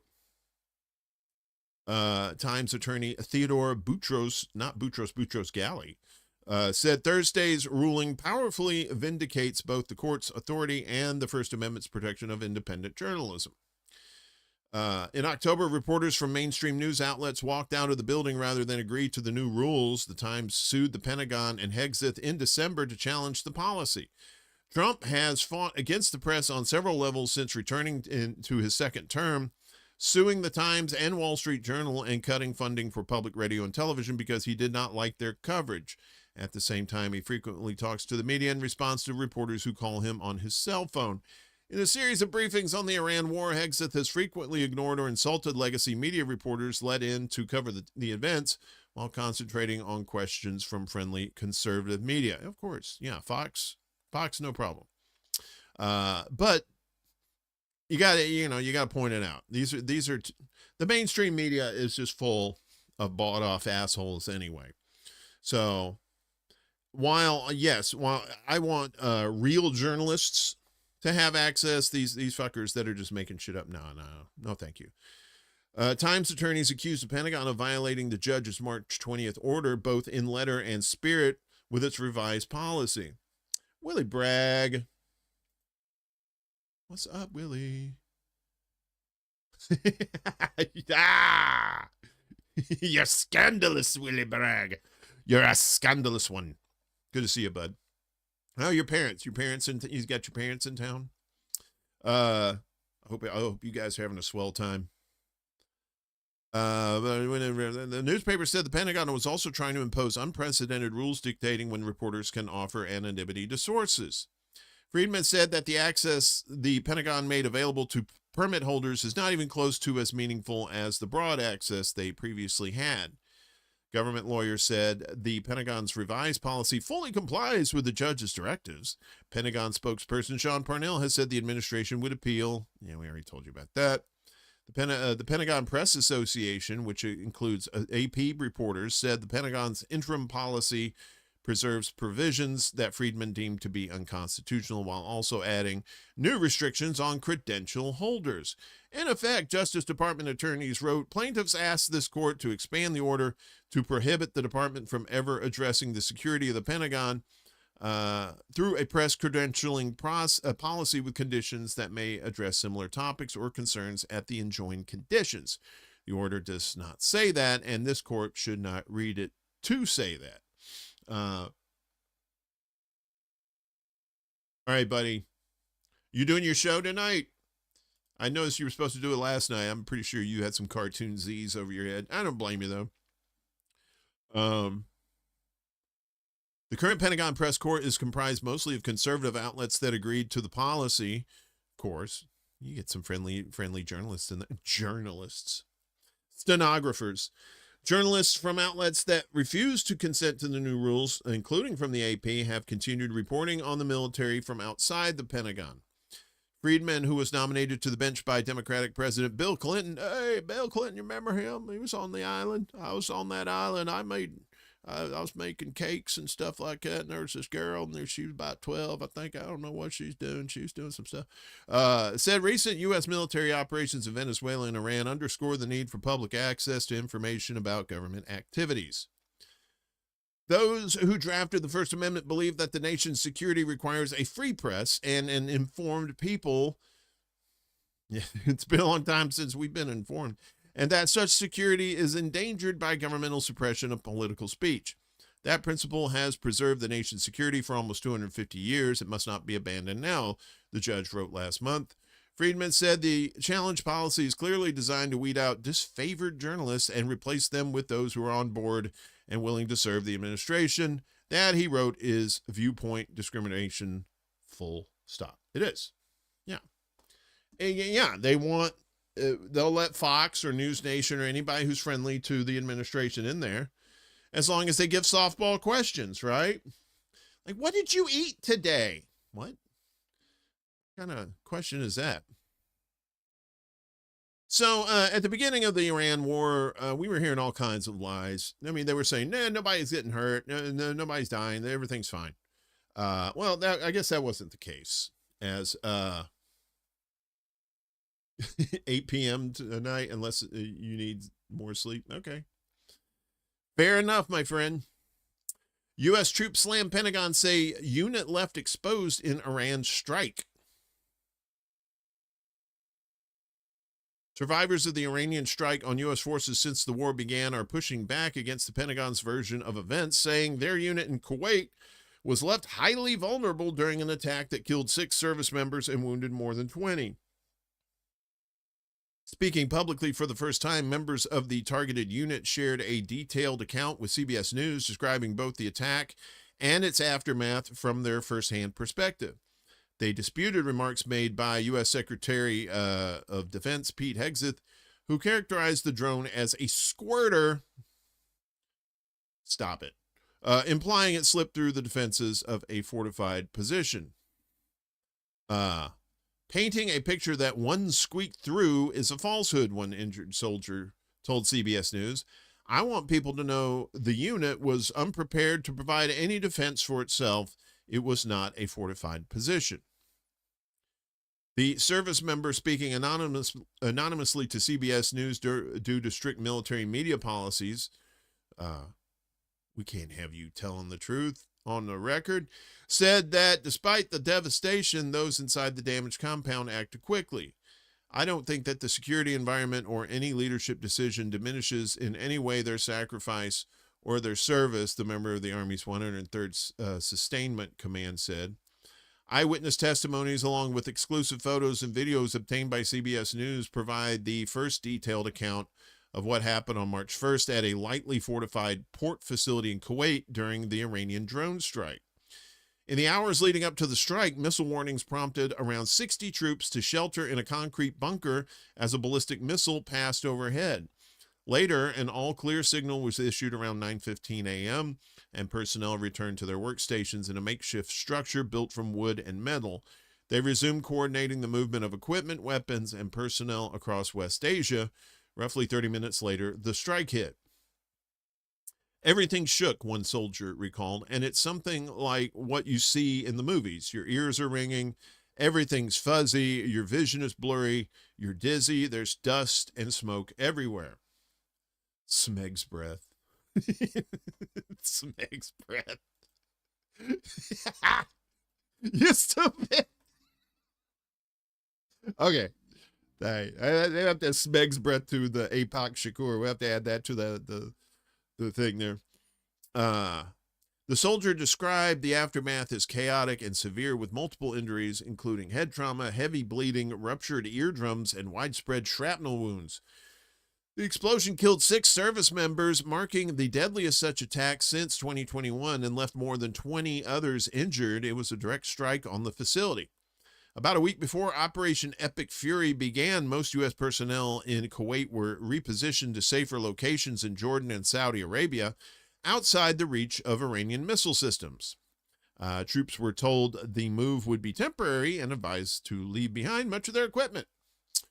Yeah, like Chernobyl. It's like, yeah, you can leave your stuff there. You guys can come back later and get it. And they never came back. Yeah, I know, right? It's the best. It's the best ever.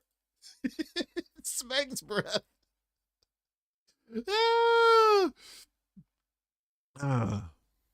The way it was described was, quote, "Get off the X," one soldier explained, referring to moving away from danger. However, dozens of members of the Army's 103rd Sustainment Command received different instructions. Relocate instead to Port of Shuaibah, a smaller outpost south of Kuwait City. The site consisted of older-style military infrastructure, including T-walls designed to guard against ground-based explosions, but not aerial threats like drones. It's just kind of a classic older military base, one soldier said. Some small barriers. There's a bunch of little tin buildings where we can set up makeshift offices. From this location, personnel managed logistics operations across the region.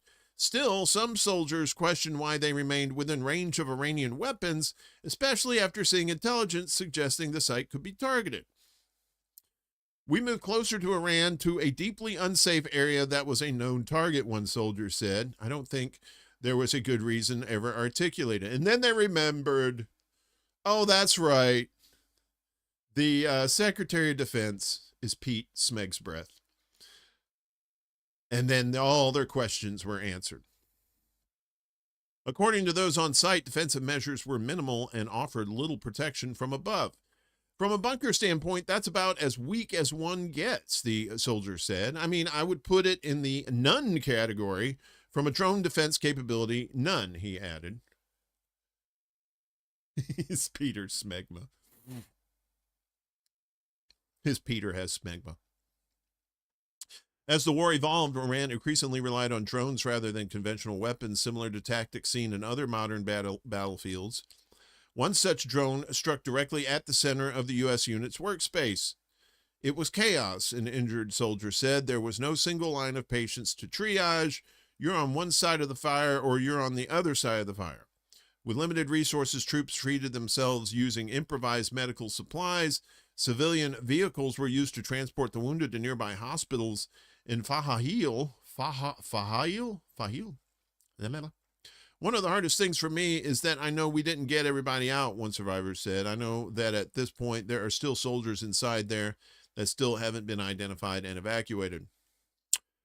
Smeg's Breath, his public remarks describing the incident was a drone breaching a fortified site, drew criticism from survivors who felt the situation had been misrepresented. Some emphasized the need for transparency. Transparency! You ain't no transparency! They're plastic wrap. You can't even see through it. Give you transparency. They're so cute when you're little. Hey, Go Start. Are you are you watching on Rumble? I didn't think we were on Rumble. I guess we are on Rumble. I guess the chat's working on Rumble. Is it? All right, fuck it. Hang out. It's not my intent to diminish morale or to disparage the Army or the Department of War more holistically, but I do think that telling the truth is important, and we're not going to learn from these mistakes if we pretend these mistakes didn't happen, one soldier said. Well, that's a nice way of saying, hey, why don't you fuckers tell the truth so we can learn from our mistakes. When asked whether such an attack was an unavoidable part of combat, the soldier agreed. That's true, he said. However, he also believed it could have been avoided. In my opinion, absolutely yes, he concluded. So, yeah, and this is just one example of the lies that are being told to the world, to us here in the United States. I mean, it really is just, it's, at this point, you might as well just assume they're lying. And if they ever do tell the truth, it's probably, I don't even think, yeah. I wouldn't even believe that. And speaking of those bases out in the Gulf, boy. U.S. military bases in Gulf useless after Iranian strikes, experts say. At least a dozen U.S. military sites across the Gulf region have been so badly damaged by Iran's retaliation to U.S. and Israeli attacks that their presence now creates significantly more vulnerabilities than it does benefits, a slate of Middle East experts agreed on Thursday. Oh, okay, thanks, RDD. The original revelation about the state of the bases was first reported in the New York Times last month, in which they were described as all but uninhabitable. The Trump administration is yet to acknowledge the extent of the damage sustained. This is the physical architecture of American primacy, and Iran has essentially rendered it useless in the span of a month, Mark Lynch, director of the Project on Middle East Political Science at George Washington University, said at the Arab Center, Washington, D.C.'s annual conference. We're not seeing a full and accurate reporting of the extent of damage that has been done to U.S. bases in the region, he said. Why is that? That's for propaganda purposes. They don't want you to see how bad they're getting their ass kicked. Access to these sites, some of which are logistical hubs and not necessarily active bases, is tightly controlled by both the Pentagon and the Gulf states themselves. Bahrain, Saudi Arabia, the UAE, Kuwait, Qatar, and Oman. Last month, they banned the photography and dissemination of any videos of missiles in their skies, leading many to speculate whether the motive was to shield U.S. bases as they launched attacks on Iran. There was somebody from the UK that got arrested for taking pictures, I think. Yeah, we did a story on that. Gulf leaders had previously pledged not to permit the U.S. to use bases on their territory for the war. Yeah, but they did it anyway. My friends in the region, they'll send me pictures of the base in Bahrain, Lynch said, referring to naval support activity on the island, which is home to the U.S. Fifth Fleet and houses some 9,000 military personnel. The bases around the region are suffering real damage, and I think it's very unlikely that we're ever going to go back and put our Fifth Fleet back in Bahrain. It's too vulnerable, he added. So in a sense, the entire purpose of America's Middle East has come crashing down, and we don't have an alternative way yet of articulating or thinking about what might replace it.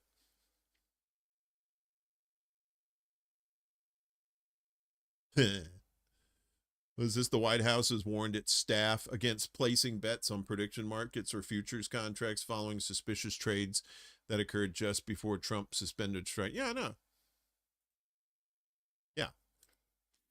Well, he's manipulating the market with this shit, right? You know, oh, we're gonna rain down hell. We're gonna take out your whole civilization. You know, price of oil shit goes up. Yeah, we was just fucking with you, and then the prices go down. And it's like, why do these markets keep listening to this clown? I don't understand it. Whatever. Although there are 19 disclosed sites run by the U.S. military across the Middle East region, an area that runs from Egypt across to Iraq and from northern Syria down to southern Oman. Altogether, that is. These sites can encompass up to 50,000 soldiers altogether. The deployment of U.S. troops to the region dates back to the late 50s, but the current size and scope of the active bases in the Gulf specifically materialized after the 1990 Gulf War, in which the U.S. intervened to liberate Kuwait from Iraqi occupation. The deal was for protection in exchange for oil and petrodollars, or pedodollars, as Max called them. Yeah, I know. Kind of late. Don't bet on the prediction markets, because, you know, people are watching. But in light of the U.S.-Israeli war on Iran, that transaction hasn't worked out so well for the Gulf, which now has severely depleted interceptor stocks, was forced to shut down airports and schools, and has most recently taken Iranian hits to its energy production facilities. I think you have the liquid natural gas facilities in Qatar, and I believe some of the oil refineries in Saudi Arabia, or maybe it was UAE, I can't remember. When the benefits of a transactional approach like that begin to erode so much from one side, then that relationship is going to fray. Chanda R. Marshall, Associate Director of the Institute for Middle East Studies at GWU, said at the conference, "It is, however, not the first time," she acknowledged. Marshall pointed to the 1996 Khobar Towers bombing in Dhahran, Saudi Arabia, when 19 U.S. soldiers were killed by the group later identified as Hezbollah in the Hijaz. I remember them back in the 80s, man. They used to wear like hammer pants and they break dance. Al-Qaeda leader Osama bin Laden's stated grievances also initially revolved around the basing of U.S. military forces in the Gulf, Marshall noted. Close relations with the U.S., whether it's U.S. military bases or promoting normalization with Israel, or enforcing U.S. sanctions or maintaining the dollar peg of their currencies, is less a benefit now than actually a liability, she said. While the last 7 weeks of war have made it clear that the Gulf states can no longer fully rely on the U.S. as a security partner, they may start looking to Israel as a security partner. Trita Parsi, Executive Vice President of the Quincy Institute for Responsible Statecraft, said on the panel. The reliance on the U.S. was further hampered by the fact that this week's ceasefire agreement did not explicitly end Iranian attacks on U.S. adjacent assets in the Gulf states, leading many in the Gulf to express a sense of betrayal. Those bases were not a deterrent against Iranian attacks. Instead, they became a target of those attacks. They became magnets for those attacks, and as a result, reliance on the American security umbrella really seems to be in shatters, Parsi explained. One outcome of this may be the Gulf turning towards Israel to make up for their inability to find some sort of an arrangement with Iran, he said, which is probably what they're going to have to do now, especially after Iran just kicked everybody's asses. It's like, yeah, I'm the head of this shit now. This shift could take place even if there are no U.S. concessions involved, as there were in the Abraham Accords, Parsi added, referring to the 2020 normalization agreements between some Arab nations and Israel, which were driven by particular U.S. security guarantees. There may be some sort of gravitation towards Israel among some of these Gulf states if they believe that they either cannot or do not want to find a new relationship with Iran. Well, we're in a new world now where Iran said, you know what, all our fucks we don't have anymore. They're gone. We gave them all away. But I am a little curious as to this whole ceasefire thing, even especially with Israel still attacking Lebanon like that. Will they show up tomorrow for these talks? At this point, I don't think they will. especially like if you keep shit hammering Lebanon like that. And they told him, they said, we're not going to negotiate while you're attacking Lebanon. And, you know, they were saying like, oh, well, we didn't say Lebanon was in the mix. Well, yeah, you did. Yeah, you did. And a lot of people heard you say it too. They're just lying. Yes, that is the scam. They're in cahoots. Indeed. So it's not bad enough that you attack Iran, not really knowing about their capabilities or the fact that they have a shit ton of missiles and can fuck up your shit. So let's go after the Pope. Truly insane. Pentagon threatened Pope after he condemned Trump's military attacks. Pope Leo, the first American to be named the head of the worldwide Catholic Church, he's a Chi-Town guy, has spoken out against Trump's policies frequently this year as the U.S. has invaded Venezuela and Iran and threatened Cuba's 10 million people with an oil blockade that has crippled the island's economy and healthcare system. And according to new reports, his criticism has followed a warning from a Pentagon official who demanded the Vatican take the side of the White House in foreign disputes. The Free Press originally reported this week that after the Pope's State of the World address on January 9th, U.S. Undersecretary of Defense for Policy Elbridge Colby called Cardinal Christophe Pierre, the Vatican's U.S. diplomatic representative, to Washington. Colby told Pierre that the U.S. has the military power to do whatever it wants in the world. The Catholic Church had better take its side, he said, according to the Free Press. Another Pentagon official alluded to the Avignon papacy, a period in the 14th century in which the French monarchy ordered an attack on Pope Boniface VIII and forced 7 successive popes to relocate from Rome to Avignon in France. According to Christopher Hale of the Substack blog Letters from Leo, who independently confirmed the meeting had taken place, Vatican officials took the remarks about the Avignon papacy as a threat to use military force against the Holy See. Good thing you got that bulletproof Pope mobile, dude. Bringing up the Avignon papacy as a threat is truly insane, said progressive organizer Jonathan Cohn. The Pope is unlikely to visit the U.S. during Trump's presidency as a result of the meeting, Hale reported. Pope Leo rejected an invitation to the White House for the U.S.'s 250th anniversary celebration on July 4th and is reportedly planning to visit the island of Lampedusa in the Mediterranean that day, where thousands of North American immigrants have arrived as they attempt to reach Europe. The Pope, reported Hale, is too deliberate a man to have chosen that date by accident. Right? He ain't gonna fuck me up.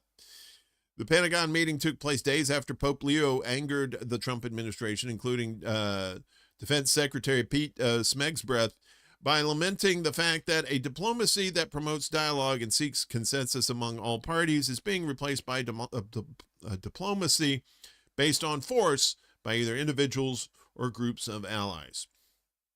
He made the comments days after the U.S. invaded Venezuela, killing dozens of people and kidnapping Maduro, and as the U.S. continued its boat bombing campaign that began last year in Latin America. Since then, the Pope has made numerous statements in recent weeks as the U.S. joined Israel in bombing Iran, and Trump issued increasingly bellicose threats to attack the country's population of 93 million people. He said on Tuesday, hours before a 2-week ceasefire was reached between the U.S., Iran, and Israel, that Trump's threat to wipe out the whole civilization of Iran was truly unacceptable. I would think it'd be, I mean, that's kind of political type. Well, that's just not acceptable to say you're going to wipe out a whole civilization. I would, if I was the Pope, I would say, dude, that's fucked up. That is some fucked up shit. But that's why I'm not the Pope, because I got a potty mouth. There are certainly issues of international law here, but even more, it's a moral question concerning the good of the people as a whole in its entirety, said Pope Leo. Let's look for solutions in a peaceful way. He also appeared to reject a call from Smegbreath last month when the Defense Secretary asked Americans to pray for U.S. troops in Iran in the name of Jesus Christ. Oh, wait, is this him? Okay. Brothers and sisters, this is our God, Jesus, King of Peace, who rejects war, whom no one can use to justify war, said the Pope in his homily on Palm Sunday. Days later, he does not listen to the prayers of those who wage war, but rejects them, saying, even though you make many prayers, I will not listen. Your hands are full of blood. Yeah, when you got all these religious nuts running the military, that's not a good thing. Barney Fife is the Pope. Now look here. The New Republic reported that prior to the January meeting, Pierre was called to. There were no public records of meetings between the Vatican and Pentagon officials, let alone an instance in which the world power suggested that it could force the Bishop of Rome into captivity. When asked about the meeting on Wednesday, Vice President J.D. Vance, the vice liar-in-chief, a Catholic convert, at first claimed not to know who the Vatican's U.S. representative was before saying the report was uncorroborated. The Defense Department also denied the Free Press's account of the meeting, saying the characterization was highly exaggerated and distorted.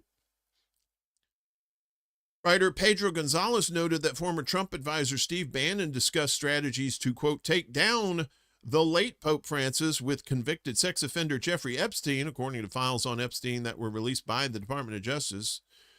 It's for this and other reasons that people take seriously the report about the Trump-Vance administration threatening Pope Leo to bend the knee or else, said Gonzalez.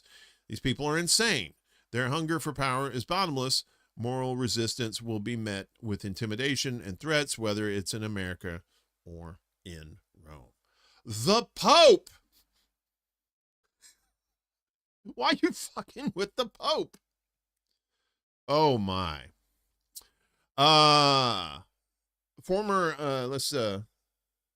move on here. Former Army employee with top secret clearance charged in leak to journalist. Whistleblower. You know, this is not going to be well. Or go well. A former Army employee who held top secret clearance has been charged with leaking national defense information to a journalist, according to the Department of Justice. The DOJ revealed in a new news release that Courtney Williams of Wagram, North Carolina, was arrested by the FBI on Tuesday and indicted by a federal grand jury regarding her alleged transmission of classified national defense information to individuals not authorized to receive it, including a journalist. Clearance holders accept a solemn obligation to protect the classified information entrusted to them, Assistant Attorney General for National Security John A. Eisenberg said. When clearance holders violate the trust, the National Security Division will act swiftly to hold them accountable. Williams had a top secret / sensitive compartmented information security clearance and was a member of the Special Military Unit, SMU, from 2010 to 2016, according to court documents. Between 2022 and 2025, she allegedly communicated with the journalist multiple times via phone calls and text messages. During this period, Williams and the journalist had over 10 hours of telephone calls and exchanged more than 180 messages, the release said. In one such message, the journalist identified themselves as a journalist and stated that they sought information about the SMU in support of an upcoming article and book.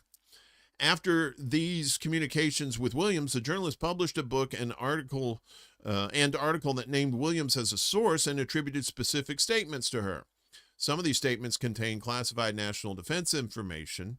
In addition to her disclosures to the journalists, Williams also made unauthorized disclosure of national defense information via her social media accounts.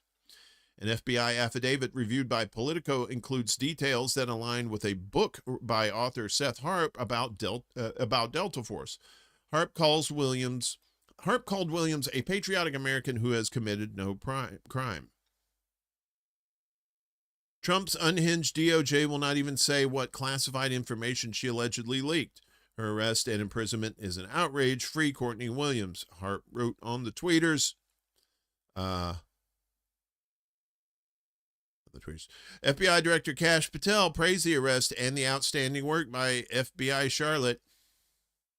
FBI and our partners have arrested a former SOCOM employee who supported our top-level military warfighters for allegedly transmitting classified information to a member of the media, Patel squeaked out on Twitter.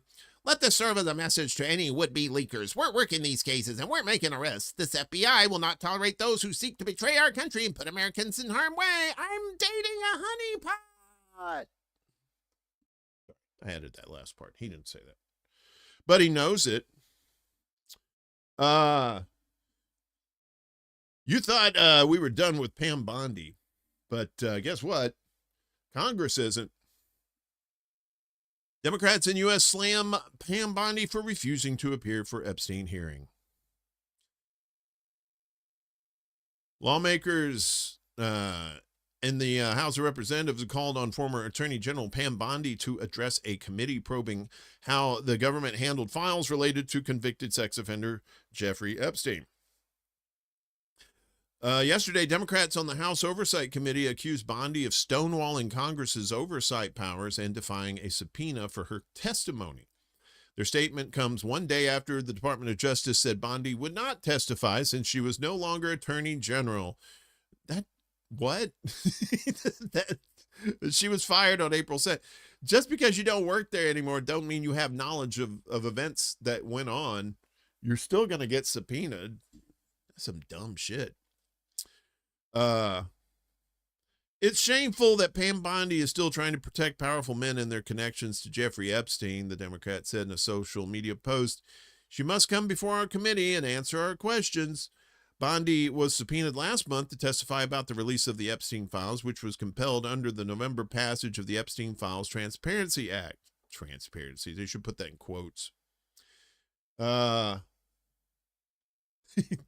Vance killed the last pope. Don't let Trump or Vance near the new one. Good advice. What's up, Richie? Good to see you. If you're new here, would you give us a like, share, and subscribe? It's free until the demons come and take your soul. But we do charge for demon soul extraction. As Attorney General at the time, Bondi was in charge of seeing the records published in accordance with the law. In an interview on Thursday with the television channel MS Now, Congressman Robert Garcia warned that Bondi could be held in contempt of Congress if she refuses to appear. Legally, at the end of the day, if somebody is under subpoena, it doesn't matter if they change jobs or if they have a job or if they don't. They're still expected to appear before the Congress, Garcia said. Yeah, exactly. If you're being subpoenaed, it don't matter if you're still working there or not. If she doesn't come forward under her legal subpoena, which still stands, by the way, then we will hold Pam Bondi in contempt. The files have become a persistent political headache for the administration of Trump, which has faced accusations that it shielded powerful people connected to Epstein from public scrutiny, including himself. Trump himself had a close relationship with Epstein for years. He repeatedly called the scrutiny over the Epstein files a hoax and a scam, and even called some Republicans stupid for calling for their release. The U.S. president ultimately switched his stance and backed the Epstein Files Transparency Act in November, but critics have said his administration openly flouted the law by withholding certain documents and heavily redacting others in a way that goes beyond what is allowed. A bipartisan group of legislators pushed for the Epstein Files Transparency Act to be passed, and on Wednesday, two of them, Ro Khanna and Republican Nancy Mace, were among the voices calling on Bondi to testify. In a joint statement, Khanna and Mace argued that Bondi's termination as Attorney General does not nullify her obligation to comply with the congressional subpoena. Bondi's removal as Attorney General doesn't erase her obligation to testify and does not end congressional oversight, the statement says. That's like saying, look, I got fired from the company, but they still want me to come to the company picnic. I'm not allowed to come to the company because I don't work there. No, that's not how that works. That's not how any of this works. The American people deserve to know whether Congress was misled and whether information about Jeffrey Epstein and his associates is being withheld. Pam Bondi has answers. A YouGov poll released in February found that 56% of people in the U.S. disapprove of Trump's handling of the Epstein files, and 53% also indicated They believe Trump is trying to cover up Epstein's crimes. About half of the respondents said they believe Trump was involved in crimes committed by Epstein, who is accused of leading an international sex trafficking ring. This Epstein died in 2019, and previously in 2008, he was convicted, I think in Florida. The Epstein files have become a potent symbol of impunity both in the U.S. and around the world. In the UK, for instance, several high-profile figures, including politician Peter Mandelson and the former Prince Andrew, have been arrested in relation to their associations with Epstein.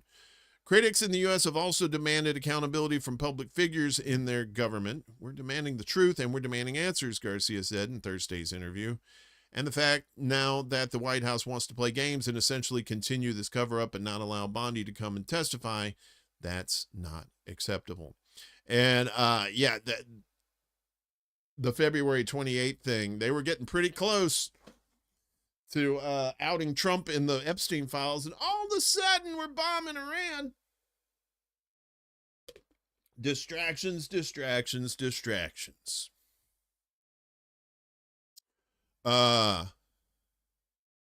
some fun stuff from the CDC. If you're into that sort of thing, let me see where we're at here. Okay, yeah, all right. Top CDC official delays report on COVID shots effectiveness. Gee, I wonder why. The acting head of the CDC delayed the publication of a research report showing that the COVID vaccine significantly reduced the likelihood of hospitalizations and emergency visits last winter. When Dr. Jay Bhattacharya, the agency's acting director at the time, reviewed the report last month, he objected to the methodology used in the study, saying it yielded an inaccurate picture of the vaccine's effectiveness, according to an administration official who spoke on condition of anonymity to discuss international matters.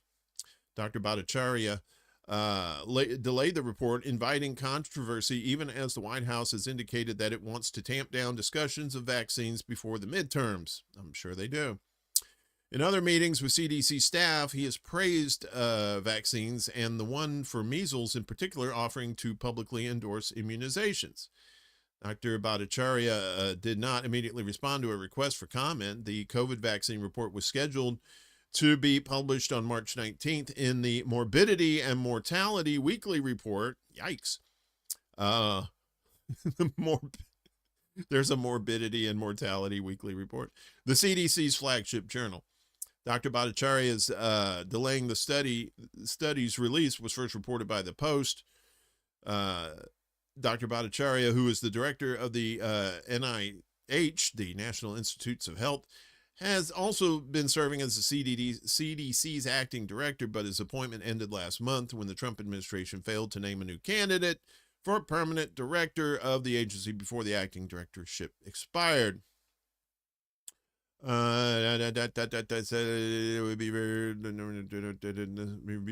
Okay. Dr. Deborah Horry, who served as the CDC's chief medical officer before she resigned in August last year, said a political appointee at CDC would be very rarely involved in a review or decision regarding MMWR, referring to the journal. The morbidity and mortality and, yeah. Previously, this would have been reviewed by a career scientist who worked across administrations, like the chief medical officer, Dr. Horry said. Given staffing shortages at the agency, continuing health threats like measles, and Dr. Bhattacharya's duties as director of another agency, this would be even more unusual to do. But Andrew Nixon, a spokesman for the Department of Health and Human Services, said in an emailed statement, it's routine for CDC leadership to review and flag concerns about MMWR papers, especially relating to their methodology leading up to planned publication. Dr. Bhattacharya expressed concerns about the observational method used in this study to calculate vaccine effectiveness, and the scientific team is working to address these concerns, Mr. Nixon added. Dr. Bhattacharya wants to make sure that the paper uses the most appropriate methodology for such a study. How much more is this? Okay. for the study. The study calculated the COVID shot's effectiveness by looking at the vaccination status of people who had sought care at hospitals and emergency rooms. It found that vaccination cut the likelihood of emergency visits because of COVID by 50% and of hospitalizations by 55%, according to a summary of the study viewed by the New York Times. This type of study is routinely used to assess vaccine effectiveness and was also used in a study of the flu vaccine published last month. Cut the likelihood of emergency visit. Probably kills you. You don't need to go to the emergency room if you're dead. Dr. Bhattacharya had not assumed his acting director role in time to vet the flu paper, but would have raised the concern over that study's methodology if he had, according to a health department official, speaking on condition of anonymity to discuss internal agency matters. Dr. Bhattacharya insisted that the COVID vaccine instead be assessed in randomized clinical trials. In such trials, some participants would get the shot and others would receive a placebo, and scientists would then see what proportion of each group got sick. But such trials tend to be prohibitively expensive and cannot produce answers when the virus is not circulating at high levels. So they tend not to offer results in time to be useful. Last week, Pfizer and BioNTech halted the trial of their updated COVID shot after struggling to enroll enough participants. Yes, they halted their trial after people said, fuck you and your bullshit shot. Yeah. Wait, what happened? Everything went dark. Don't do that. Okay, where are we at? All right. Okay. All right, we're back on track. All right, there we go. All right, so that's your propaganda watch for this week. Stay frosty bullshit is everywhere. Yeah, they're trying to smear him. Yeah. There's some sort of fuckery going on. We all know that. Folks, just want to remind you that we have folks in our space and around that are in need of your help. And of course, that means this is our push to get people to help each other with mutual aid. You remember last week, our friend Chanda passed away from cancer. I still haven't found out anything regarding the GoFundMe. It's still up on her site. I don't know if someone else has taken over or if someone is managing that site. If any of you guys know or know about what's going on with this, if you could let me know. Otherwise, I'm going to keep the link up here until I hear otherwise. And all these links are down below in the description for you. Yeah, so she passed away from cancer after about a year's battle. She fought cancer. It went into remission and then it came back. And so I would assume that these funds are still being raised to pay off any medical bills, maybe go to her funeral expenses if that's a thing. I don't know for sure, but like I said, if anybody out there knows any more on this, please let me know. But in the meantime, I'm going to keep her link up there as well. And of course, Justice for Aspen, who was arrested in Georgia. Really a bullshit law. She didn't do anything wrong. She just happened to be a passenger in a car of somebody who did get arrested. And, so it seems like they've raised their goal, but they're probably still collecting for this too. Again, if anybody knows about this particular situation, just let me know. Otherwise, I'm going to keep the link up. I know Cowboy Kitty's sister-in-law, Natalia, is still dealing with her bullshit with ICE and legal funds. So if you can help her out, we appreciate it. If you can't donate, obviously, if you could, everybody's broke as a joke. If you can't donate, if you can share out the links, that helps almost just as well. Our buddy NoliDee, she's trying to rebuild after a devastating fire. She could use your help. And of course, our buddy, I just did that. Okay. And our buddy Kevin over at Black Bear News, who lost his home in the Eaton fire. And I saw this video yesterday. I shared it with him too, that the people that had lost their homes in the Eaton fire, some of them were, they had RVs, right? They had RVs in front, on the street in front of their property, well, with their burnt house there, and we're getting tickets and stuff like that. And there's a whole, and that's the thing, they keep fucking with victims, right? These people had nothing to do with any of these fires, and they're just trying to survive, and it's just some dumb shit. So, but yeah, like I said, if you can't donate, that's fine. If you can share out the links, that would be great. And if you know somebody who's in need of mutual aid, if they have a GoFundMe or some sort of fundraising mechanism for themselves, let me know, please. Email me at extrabulla@gmail.com. If you're friends with me on the tweeters, I'm at ExtraBulla and at Dearman. You can DM me on those accounts, yes, too. And just let me know, because we want to spread the word. We're trying to help people here.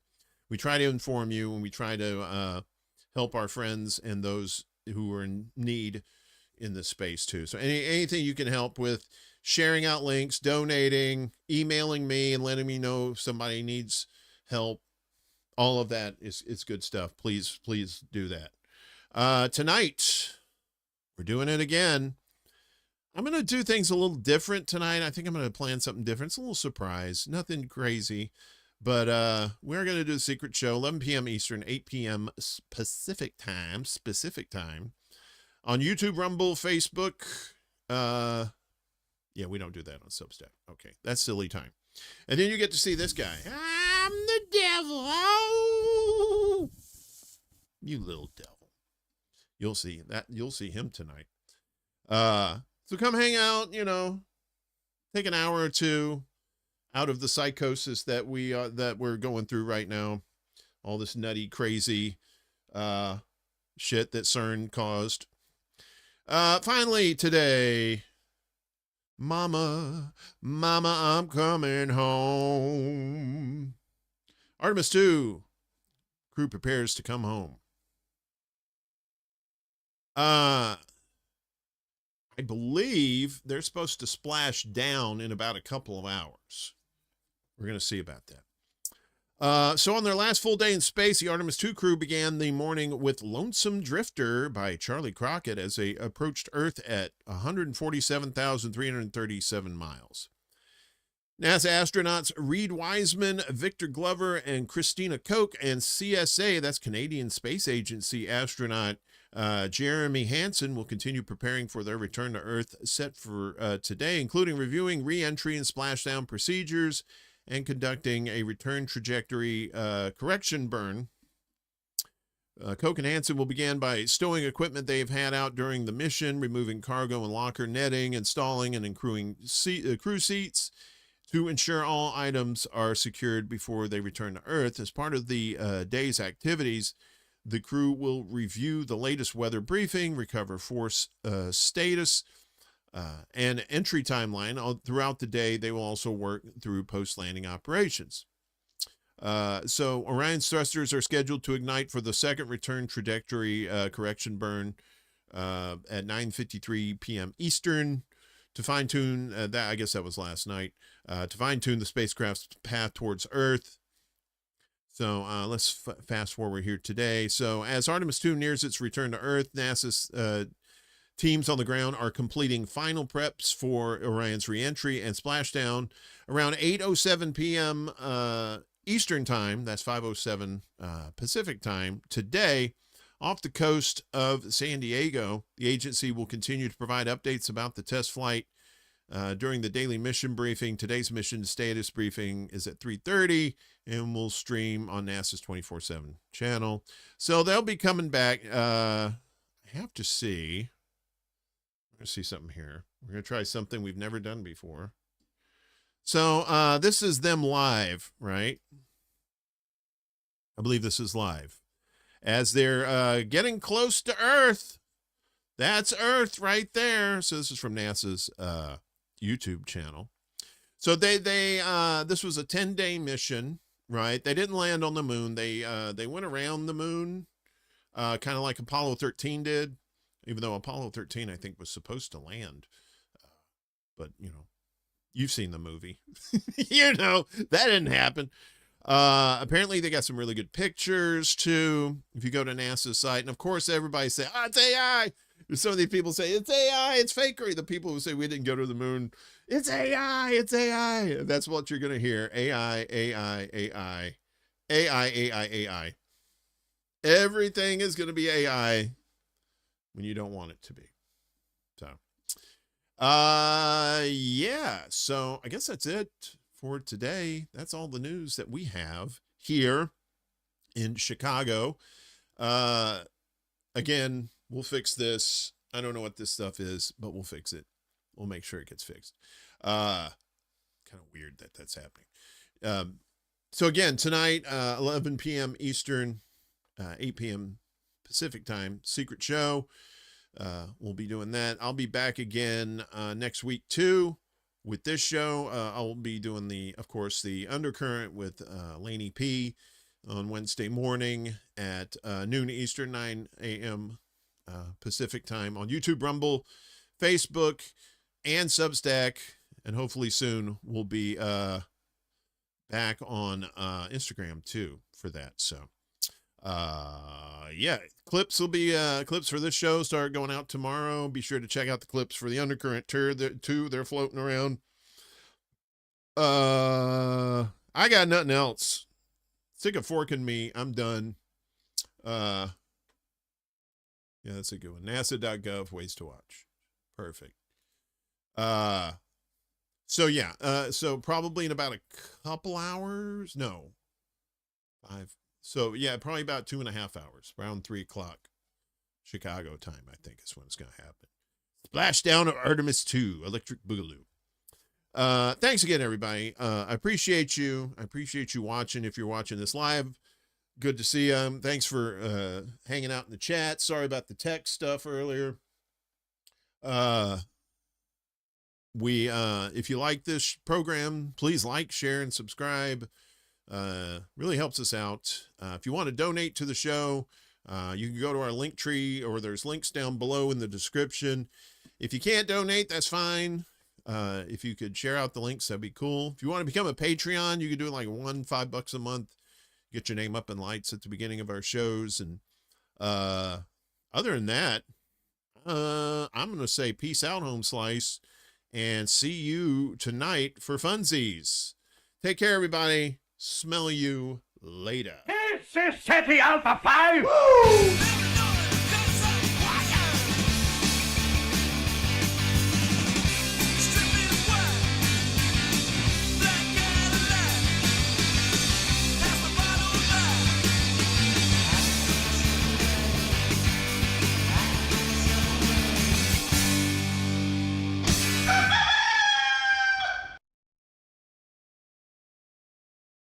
Soon.